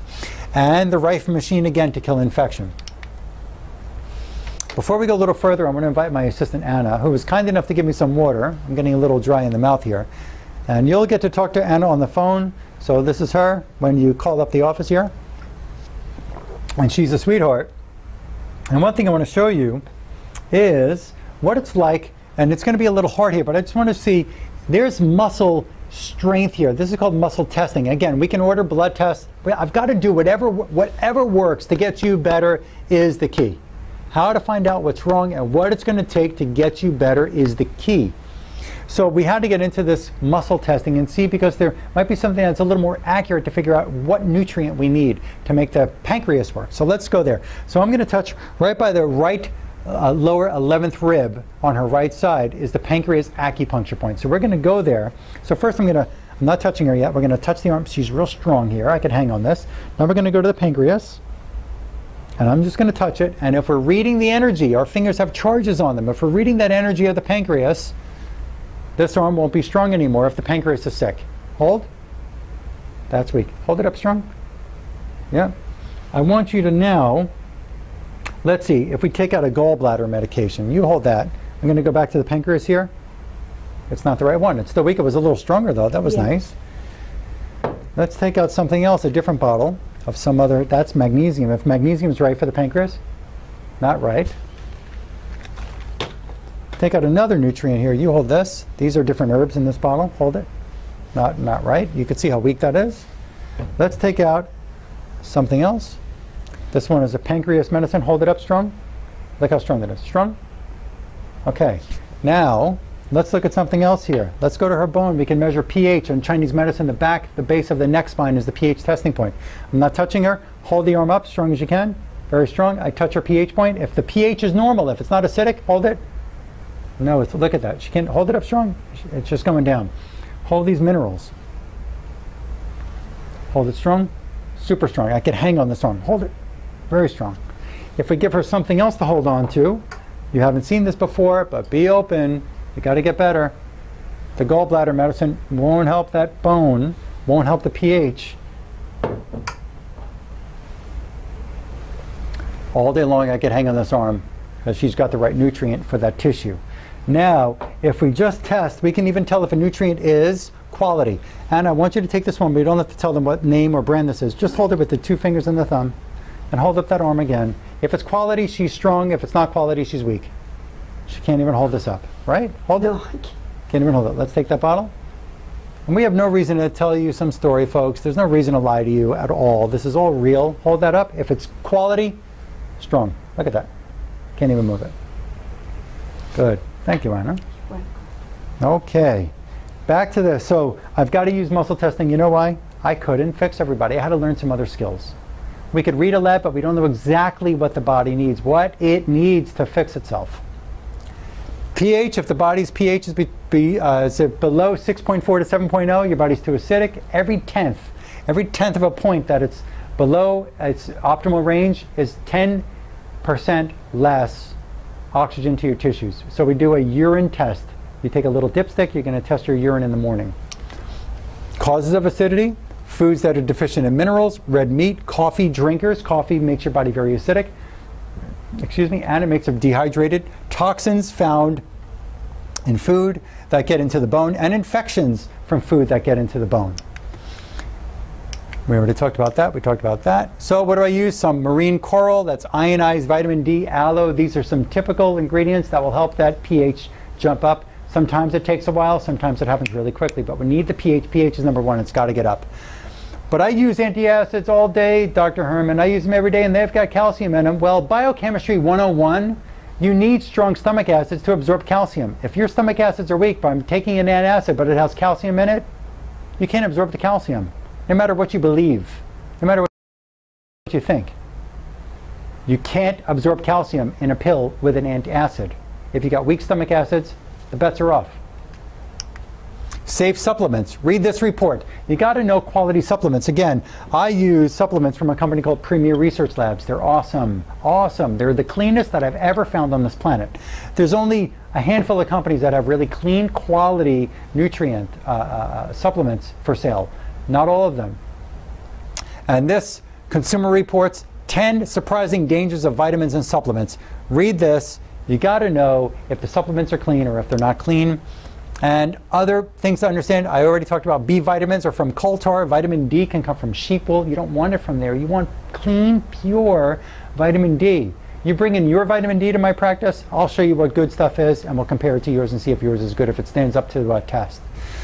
Coenzyme Q10, you take it, well, you got to know if that coenzyme Q10 is not in its reduced form, your body has to work super hard to take that oxidized product and reduce it and make it into a useful product. We carry a CoQ10 that's already been reduced, ready for the cells to use, B vitamins coming from plants, minerals that are safe, everything is toxin-free, has no added excipients or toxic fillers.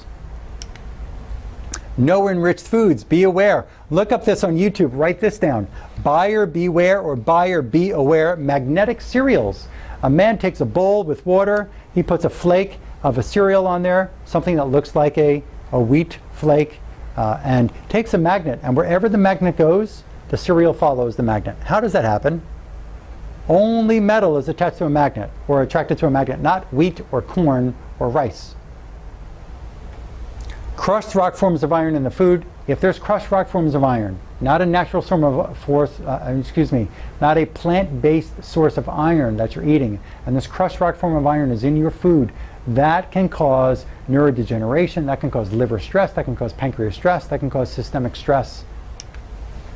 You got to buy quality food. You got to know, is that organic tomato really organic? Does it have organophosphates, pesticides on that? There's a quick 2-second toxicity test I can teach you, but you gotta buy quality food, because even the pesticide that was sprayed on that food, even that tomato that looks juicy, even the tomato sauce that's in the jar in the store that you might pay $6 instead of $2, that sauce may have pesticides on the tomato. You don't taste it, you can't tell, but that poison gets into your tissue and it causes problems. It causes cancer, it causes disease, it can cause pancreatitis, it can cause your body's inability to be able to regulate your blood sugar. Even if you're eating high quality foods, you need proper digestion, and no person has high stomach acid levels. Stomach acid is called hydrochloric acid. Hydrochloric acid is what breaks down food. Hydrochloric acid is what disinfects the food. You may be eating a piece of chicken or turkey or ham or pork or steak or an egg that actually has an infection in it, and you can't see it even if it was cooked at high temperature, even if it's well done.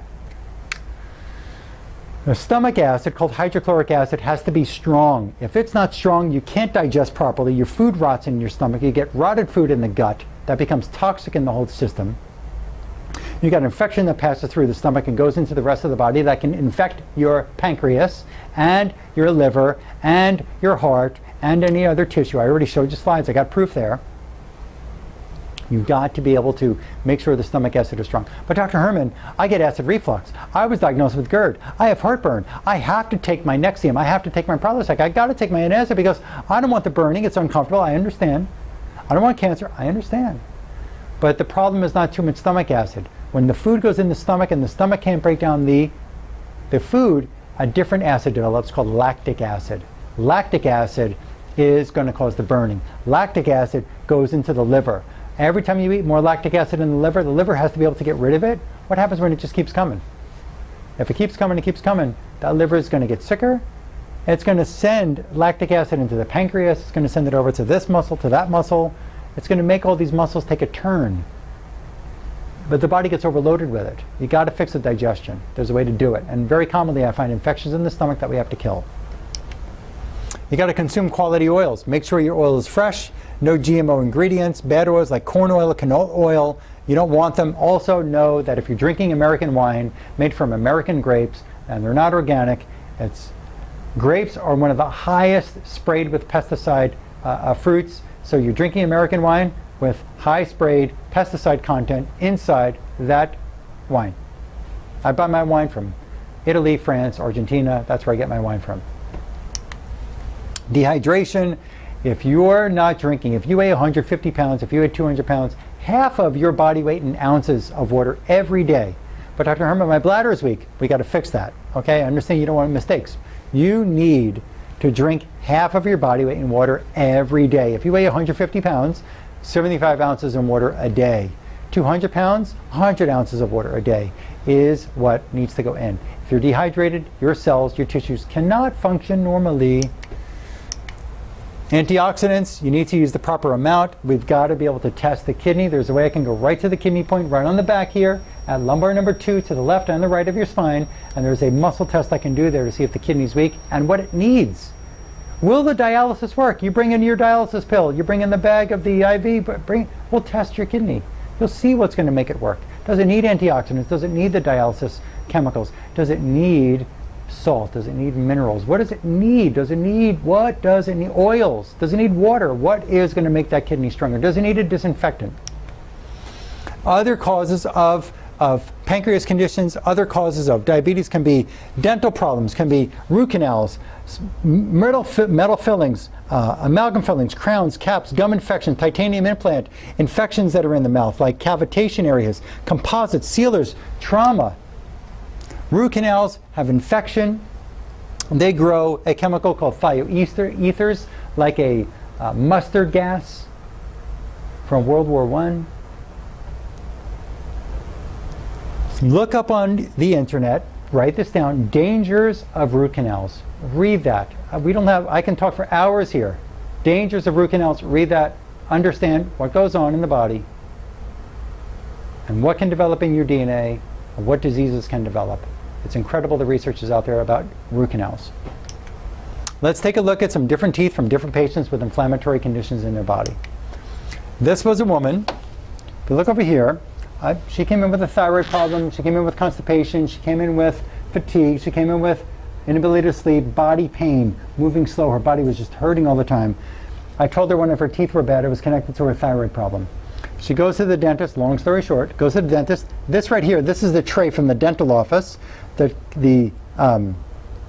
cap, the porcelain cap with a little silver lining underneath, the stainless steel. They took it off and look what they found underneath.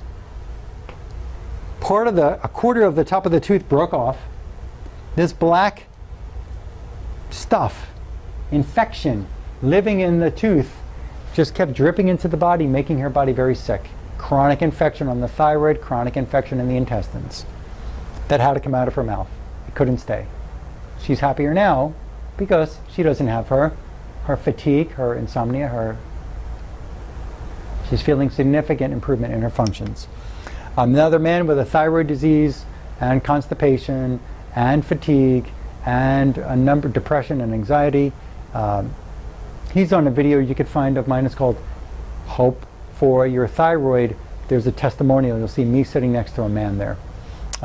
This tooth had to come out. It was infected. His dentist didn't catch it. His dentist didn't catch it in 2011. The x-ray showed infection. We saw the x-ray, it showed infection. The dentist didn't catch it. How did the dentist not see in his own job? Infection in the mouth that came out, that had to come out. It was infecting his tissues in the body. This is a picture of a patient with multiple sclerosis. She had a wisdom tooth we had to get taken out recently.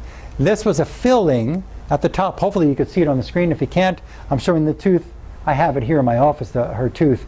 Showing the top of the tooth, a filling in there. Once we see the side, if you could see on the screen right now, this hole just at the gum line. No dentist ever saw it. Actually, a dentist who took her mercury out of her teeth said, because I said the teeth, those wisdom teeth are a problem. They should come out. You know what that dentist, when she went to that dentist again, I would leave them there. You shouldn't take those out. That's going to be too risky. It's a big traumatic thing, and leave it there. I sent her to a different dentist. I had to get rid of that dentist. Got a new one to do it for me, for the patient. Patient's consent. I didn't tie her up and make her do it. She got the point after a couple of discussions here. This was a hole inside. I have the tooth here. I can show you the proof. Hole in the tooth. Infection. Even though the tooth was filled, no pain in her mouth. There were bacteria, fungus, and parasites living in the hole in the friggin', excuse my language, in the tooth.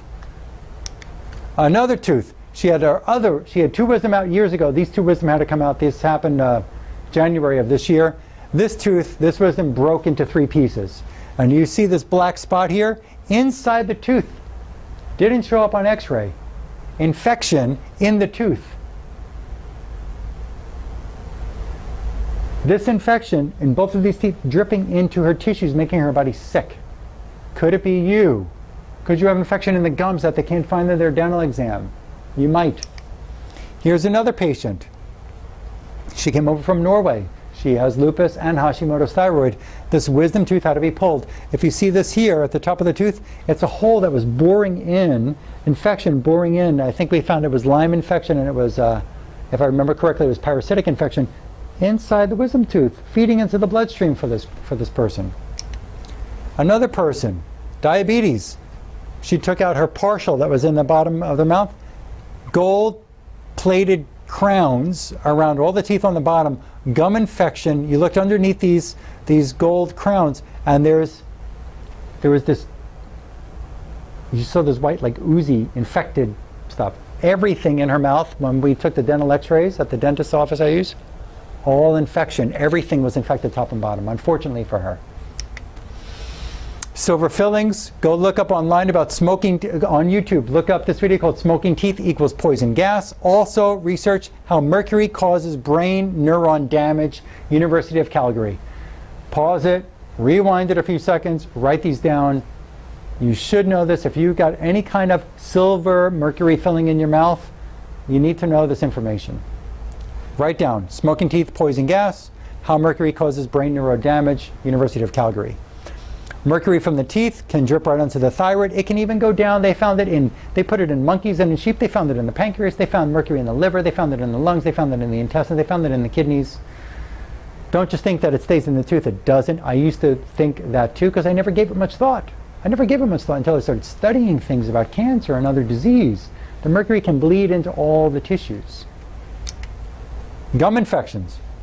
I find this almost, it's almost 100% of my patients have gum infections, and they don't even see it. Mucosal Immunology, a journal in 2012, January 2012, published this article, Periodontitis and these infections called porphyromas and the pathogenesis of rheumatoid arthritis. Why is this important? If a gum infection that wasn't even noticeable on a dental exam, they took tissue samples, can cause gnarled finger joints, can cause arthritic finger joints. Do you think that this infection in the gums can cause a pancreas problem? And I do, because I see it every single day. There's a test I've learned how to do where I could see, is the gum connected to the pancreas? And we can find out in you. A cavitation. Cavitation is where a tooth was pulled, an infected tooth was pulled, but they never cleaned up the jawbone. This is a picture, a slide of infection in the jawbone where the tooth was pulled. And it's not in the other part of the jawbone next to where the tooth came out. Just where that infected tooth came out, the dentist never scraped away the infection there. And it stayed there, and the infection kept going in the bloodstream and making other illness in the body. Viral infections. Another condition that could be in your pancreas, causing you the inability to regulate your blood sugar, your insulin levels. Dr. Panjwani in 1995 to 2000 in the University of Cambridge in the United Kingdom said that most of these diseases in the body are coming from infection, and most of the infections are viral. And he actually found that we have 35% of our genetic makeup are viral genes. You've heard of cancer genes?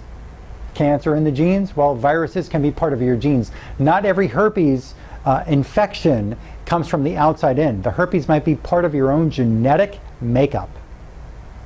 Yes, your genes have viruses. There's another Dr. Burzynski who deals with cancer in Texas, and what he said is that your own cells are born with protectors. These are called methyl groups, acetyl groups. And these protectors, there's 90 million of these protectors per cell. 80 trillion, 90, 100 trillion cells in your body, 90 million protectors per cell, 90 million times 90 trillion. My calculator doesn't add up that far. But what Dr. Burzynski said is that every cooked meal, you lose 1,800 protectors per cell. Every time you smell perfume, every time you smell gasoline, every time these chemicals and the hairspray, and so, it's crazy. These and chemical exposure from pesticides and fungicides and herbicides and persistent organic pollutants, and these are causing a greater, a rapid loss of the protectors per your cells. So if you can't protect your cell the way God intended, the way Mother Nature intended, you're losing the protection, you're losing the soldiers. Guess what happens? The virus that's in the gene can turn on. If the virus was living in a cell in your pancreas and the switch was always off, but now it turns on, your immune system is going to attack that virus in the pancreas, and guess what's going to happen to your pancreas's ability to regulate insulin, to regulate sugar? Down. The infections I find in my practice are Mycoplasma, Mycobacterium, Staph, Strep, Salmonella, H. pylori, the list goes on with those bacteria. Legionella, there's a number of them. Parasitic, I find roundworms, hookworms, pinworms, tapeworms, fungus, mold, Lyme, viral infections. The adrenals have to be dealt with. With the adrenals, I'm sorry, I want to give you all this information. There's so much I told you in the beginning. There's so much, but we're just near the end. The adrenals have to be dealt with. The adrenals need B vitamins like B6, B2, PABA, pantothenic acid. They need salt. They need salt. They need pink salt, pure pink salt. They need magnesium. They need no infection. They need no interference. They need no trauma that can aggravate emotion that can be draining them of their function, because the adrenals help regulate sugar to the brain. The adrenal glands have 3 jobs. Number 1 is fluid balance. If fluid balance fails in your body, you die.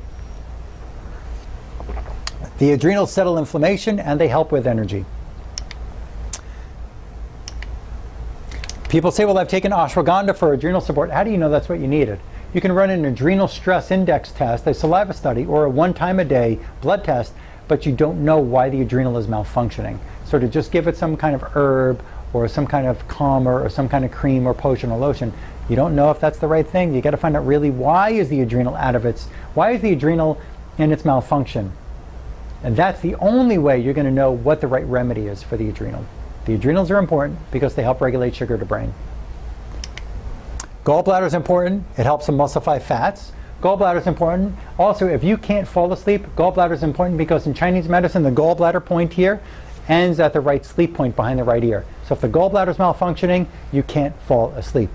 Gallbladder helps to deal with cholesterol levels. Gallbladder helps to emulsify fats to feed the brain. Kidney connected to the lymphatics. If the kidneys are bad, the lymphatics can't drain. Infection and toxins. Direct connection there. Interference fields. This is getting into some of biophysics. And biophysicists now, especially Dr. Fritz Albert Popp, you can look him up online. Basically, without turning you into a biophysicist, unless you are already, and I'm not, but I've taken some of their research and brought it into my practice to be able to give you the best chance at recovering your body. The biophysicists are saying that if a trauma happens, a scar like you broke your nose, or you had an ear piercing, or you have a scar in the knee, or you had a surgery, you had a gallbladder removed, or they went through the belly button, or they did a C-section, a episiotomy scar, breast implants, or whatever. Any of these scars can actually sedate tissues of organs far away from the scar. What does that mean?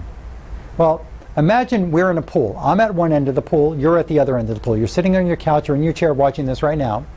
And the water goes from, we're in the pool, I'm at one end, you're at the other. The water's very flat. There's no movement. It looks like glass. You look down and you could see the reflection of yourself in there. You even see the bird flying over. Water is perfectly flat. I reach over here and I'm going to hit you with a rock. But I'm not going to throw it at you. I won't throw this at you. But I'm going to throw it up in the air and it's going to land on the 50-yard line. In between us, it lands in the water. Dunk! A splash occurs. The rock goes to the bottom of the pool. What happens to the water next? A ripple effect occurs. The water starts to ripple. You understand? You've seen that before. The water ripples, and that ripple effect is going to affect you. So the energy from me throwing that rock, the rock never hit you, but the water rippling is going to hit you. What they're saying is the trauma here on my chin can actually reflex to my heart. A trauma on my chin can reflex to my stomach and weaken it. So there are these ancient Egyptian mud therapies that we can pack the chin, impact the stomach, and fix the stomach because it was all caused by this interference, this trauma to the energy of the body. Sounds far out. When you come in for your exam, I will show you. Emotional retraining, you've got to know that you can be healthy. We've got to use certain affirmations. Now I can be healthy. Now I'm willing to do whatever it takes to be healthy. Now I can love myself. Now I can forgive myself or somebody else. Electromagnetic fields we might have to deal with. We can get more into that, but if you just look up about cell phones and computers, Dr. George Carlo, very interesting, and this is incredible information about electromagnetic fields. I'm not telling you to give up your electronics, but there is a way to live with these electricity devices around us without harming our tissues. And there was a study done in the Journal of Pineal Research in November of 2000, and what they found with these hamsters, they took these hamsters in a cage and they put them in a room that was dark to go to sleep. They measured their melatonin. Melatonin helps you sleep. It's an antioxidant, anti-inflammatory, anti-cancer. That's what melatonin is. Not only sleep, but it repairs the body, antioxidant, anti-inflammatory, anti-cancer. And so they put them in the room, measured their melatonin. Next night they put them in their cage in a dark room where there was electrical outlets by them and magnets by them. And guess what they found? melatonin decreased or almost completely was not produced in the body of those hamsters. So what they're saying from that research is that the electrical devices near us can cause electrical interference on the brain's pineal gland that won't let that part of the brain produce the melatonin. You can't repair yourself. You can't sleep. You can't create anti-inflammatory on your own. So there's a need for the interference can be happening. You sit in front of a computer all day long. You drive a car or a truck all day long. These electrical energies can actually cause changes in the function of the pancreas. Sleep issues. Gallbladder, I said a few minutes ago, it terminates at the right sleep point in Chinese medicine. Connected? The gallbladder is bad, you can't fall asleep. If you can't stay asleep, digestion, infection. And if you're waking up tired, even though you tried to sleep, you kind of were in and out all night, or if you don't get a deep REM, a deep REM sleep, and you're waking up tired even though you slept at night, you've got something wrong with the brain chemistries. Some people from sugar imbalances, hormonal imbalances, thyroid hormonal imbalances. There's an understanding that depression medications, Lyrica, those neuropathy meds, and they can actually change the chemistry in the brain. When they change the chemistry in the brain, you cannot get a good night's rest. If there was a head trauma in the past, that's another reason why you might not be able to get a good night's sleep.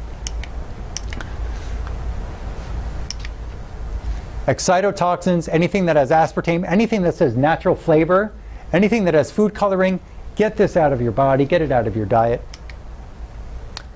You could look up something about industrial chemicals, the dirty dozen chemicals, and we already talked about this. The medical approach may be just to run your HbA1c, your glucose, your thyroid, sodium, the EGFR for your kidney, the BUN, red and white blood cells. And what do they tell you to do? Take your medicine, take sweet and low, eat some sugar-free food. Mr. John or Jane or Pete or Mary or Sue. That's it. What else do we have? See you in a few weeks. Take your cholesterol medicine, take your high blood pressure medicine, take your diabetes medicine, take your other diabetes medicine, and eat some sweet and low. Alternative approach. We can run labs on stool, we can run labs on adrenals, we can run labs on foods, we can run labs on heavy metals, leaky gut, hormone tests. One thing that I got to tell you is I read a study back in 1988 in UC San Diego about stool testing. They checked 100 dogs for a parasite called Giardia. And these 100 dogs were going to be put to sleep. They were in a kennel where they were going to euthanize them. And they were wanted to see if they all had a parasite called Giardia. They did 10 stool samples per dog. 1,000 stool tests were done. The results showed only 23% of those stool test specimens showed this Giardia parasite. 23%. They autopsied them. Every dog had the parasite in the body. So the stool test is not the cream of the crop. It's not the best thing on the planet. I had to learn other skills. I bought these test kits from a company in England. I have vials, each vial specific individual vial that shows parasites, individual vials that show bacteria. We have 80 different kinds of bacteria, 80 different strains of bacteria, 60-something different strains of parasitic infections. I have different viral infections. I have mold infection. I have fungal infection.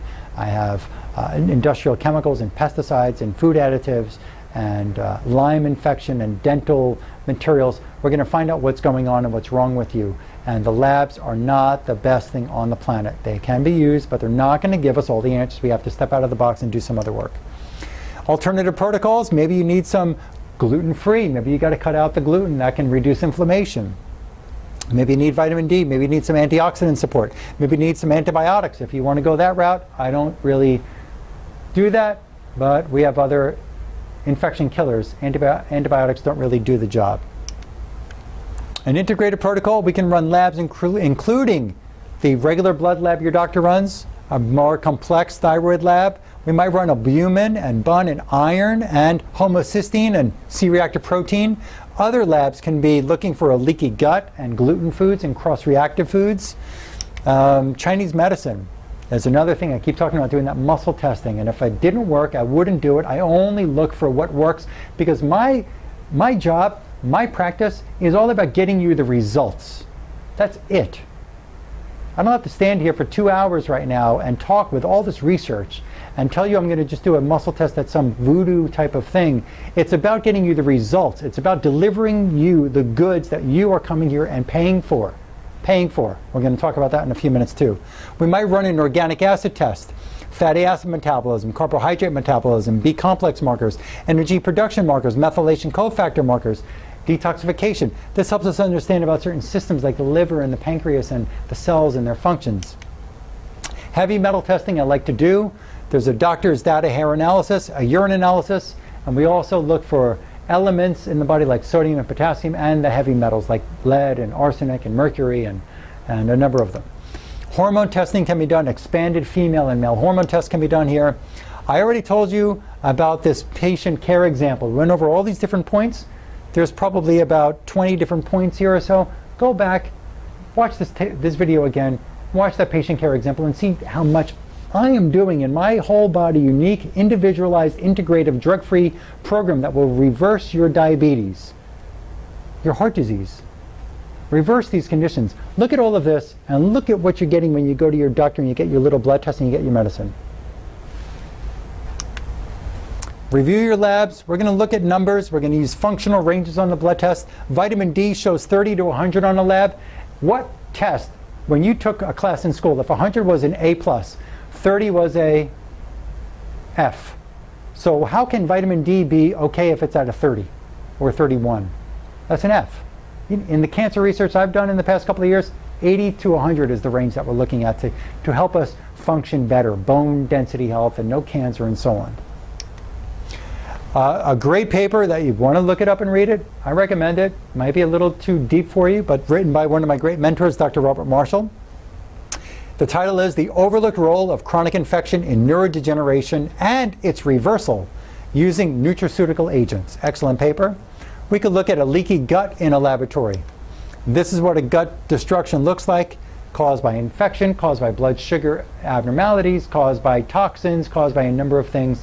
If the gut is inflamed and the gut becomes leaky, the blood-brain barrier becomes leaky, all tissues then get affected, everything can become sick.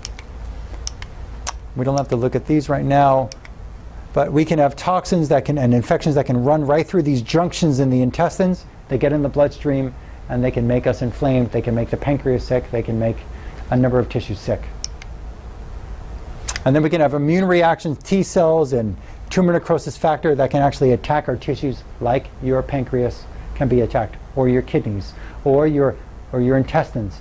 And if you think that dialysis and your metformin are going to fix the problem, it's not going to happen. And if just changing the diet's not fixing it for you, this is why you've got to look outside the box and figure out what's causing the destruction, the inflammation of your tissues. We can look at brain, functional neurology to look at the brain and see which parts of the brain are controlling organs. Sometimes we have to stimulate brain function to get feeling back in the feet to get better organ function as well, because parts of the brain control your body. Okay, now we're at the pivotal point of this video. We're at the end. I want to thank you first of all for taking your 2 hours so far to watch this video. I know it's chock full of information. And if you watch other videos of mine, you're going to see it's some of the same similar concepts that I'm talking about. Not concepts, but an understanding of the body about infections and immune reactions and toxins and dental and interferences on the body from traumas and emotions and looking at labs in a different way. And diet and my treatment protocols. But listen, my practice is busy. People come here from around the world, and I only make time for people who are really ready to do all the steps necessary. If you're not ready to do what it takes, watch this, keep it on the shelf for later. When you are ready, you call us. If you're still going to go through different laboratories and different doctors and you want to hear what they have to say, get all that done first. Don't call here yet. Don't ask us for an appointment. If you're on a scale of 1 to 10, and 10 is the most severe and ready to make a change, 10 is the most, and 1 is not ready to do anything but just want to talk about it, you need to be a 9 or a 10. If you're not a 9 or a 10 ready to make a change in your life, wait a while. Don't call us right now. We only have time for people who are willing to do what it takes to take control of their lives and reverse the damage that is taking place in their body. Okay? So if you decide to pick up the phone and call my office at 954-370-3100, you'll see the number on the bottom of the screen and at the end in the credits I'm going to roll up at the end of this video. If you call and you're not a 9 or a 10, ready to make lifestyle changes and ready to invest in yourself, don't call. The first thing that my assistant Anna is going to ask you on the phone is, what is your readiness rate? What is your severity on a scale of 1 to 10? If you say anything less than a 9, she won't make an appointment for you. I want you to read a couple of books before you come in, or you can reference them. You don't have to do this before you come in, but at least know about water and salt. Watch documentary films like Food Inc. and Food Matters. You deserve to know what's going on with your food that you're eating. And you may have to invest time, energy, and money in yourself, and you are the treasure. Not your car, not your house, not your spouse, not your boat, not your mink coat. You are the treasure. Invest in you. Insurance will not pay for this kind of care. The insurance companies don't recognize anything I'm talking about. They do recognize what your policy says that you bought. We will run a blood test. We will pay for metformin. We will pay for insulin. That's it. They won't do all these other alternative, different out-of-the-box protocols. They're not going to cover this. If that's too much for you to handle, my practice is not for you. And I understand that. That's just your decision. There are enough people who see themselves as I am the treasure and I'm going to take care of this gift that was given to me. I could buy a car. I didn't have to buy this. Let me invest in myself and figure out what's wrong so I can fix it, so I can stop the amputation, so I could stop or slow down or prevent the blindness or the heart disease and so on. I don't want to die from this condition. I want to figure it out. Okay? So let's talk about these points here. What has this diabetic problem cost you in time, money, friends, missing family events? What does that cost you? What does it cost you? How much worry have you had? How much malfunction in your day have you had and your night? Where do you picture yourself in the next 1 to 5 years if you don't fix this condition? How much worse can it get? And what is it worth for you to rejuvenate your life and live healthy and happy? What is that worth to you?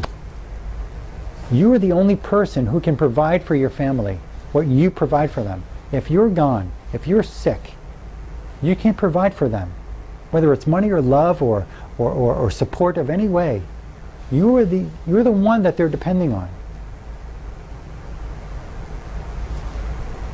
So if you want to make an appointment, call up 954-370-3100. Call us toll free at 1-855-270-HOPE, H-O-P-E. Call and speak with my assistant Annie. You got to meet her briefly on this video here. My office is in South Florida. We are located 15 minutes, 20 minutes west of Fort Lauderdale Airport, about 30 to 40 minutes north of Miami International Airport, about an hour south of West Palm Beach, about 4 hours south of Orlando. Okay? We're pretty much down at the southern tip here of Florida. Again, I meet people from out of town. There are people who come from other countries.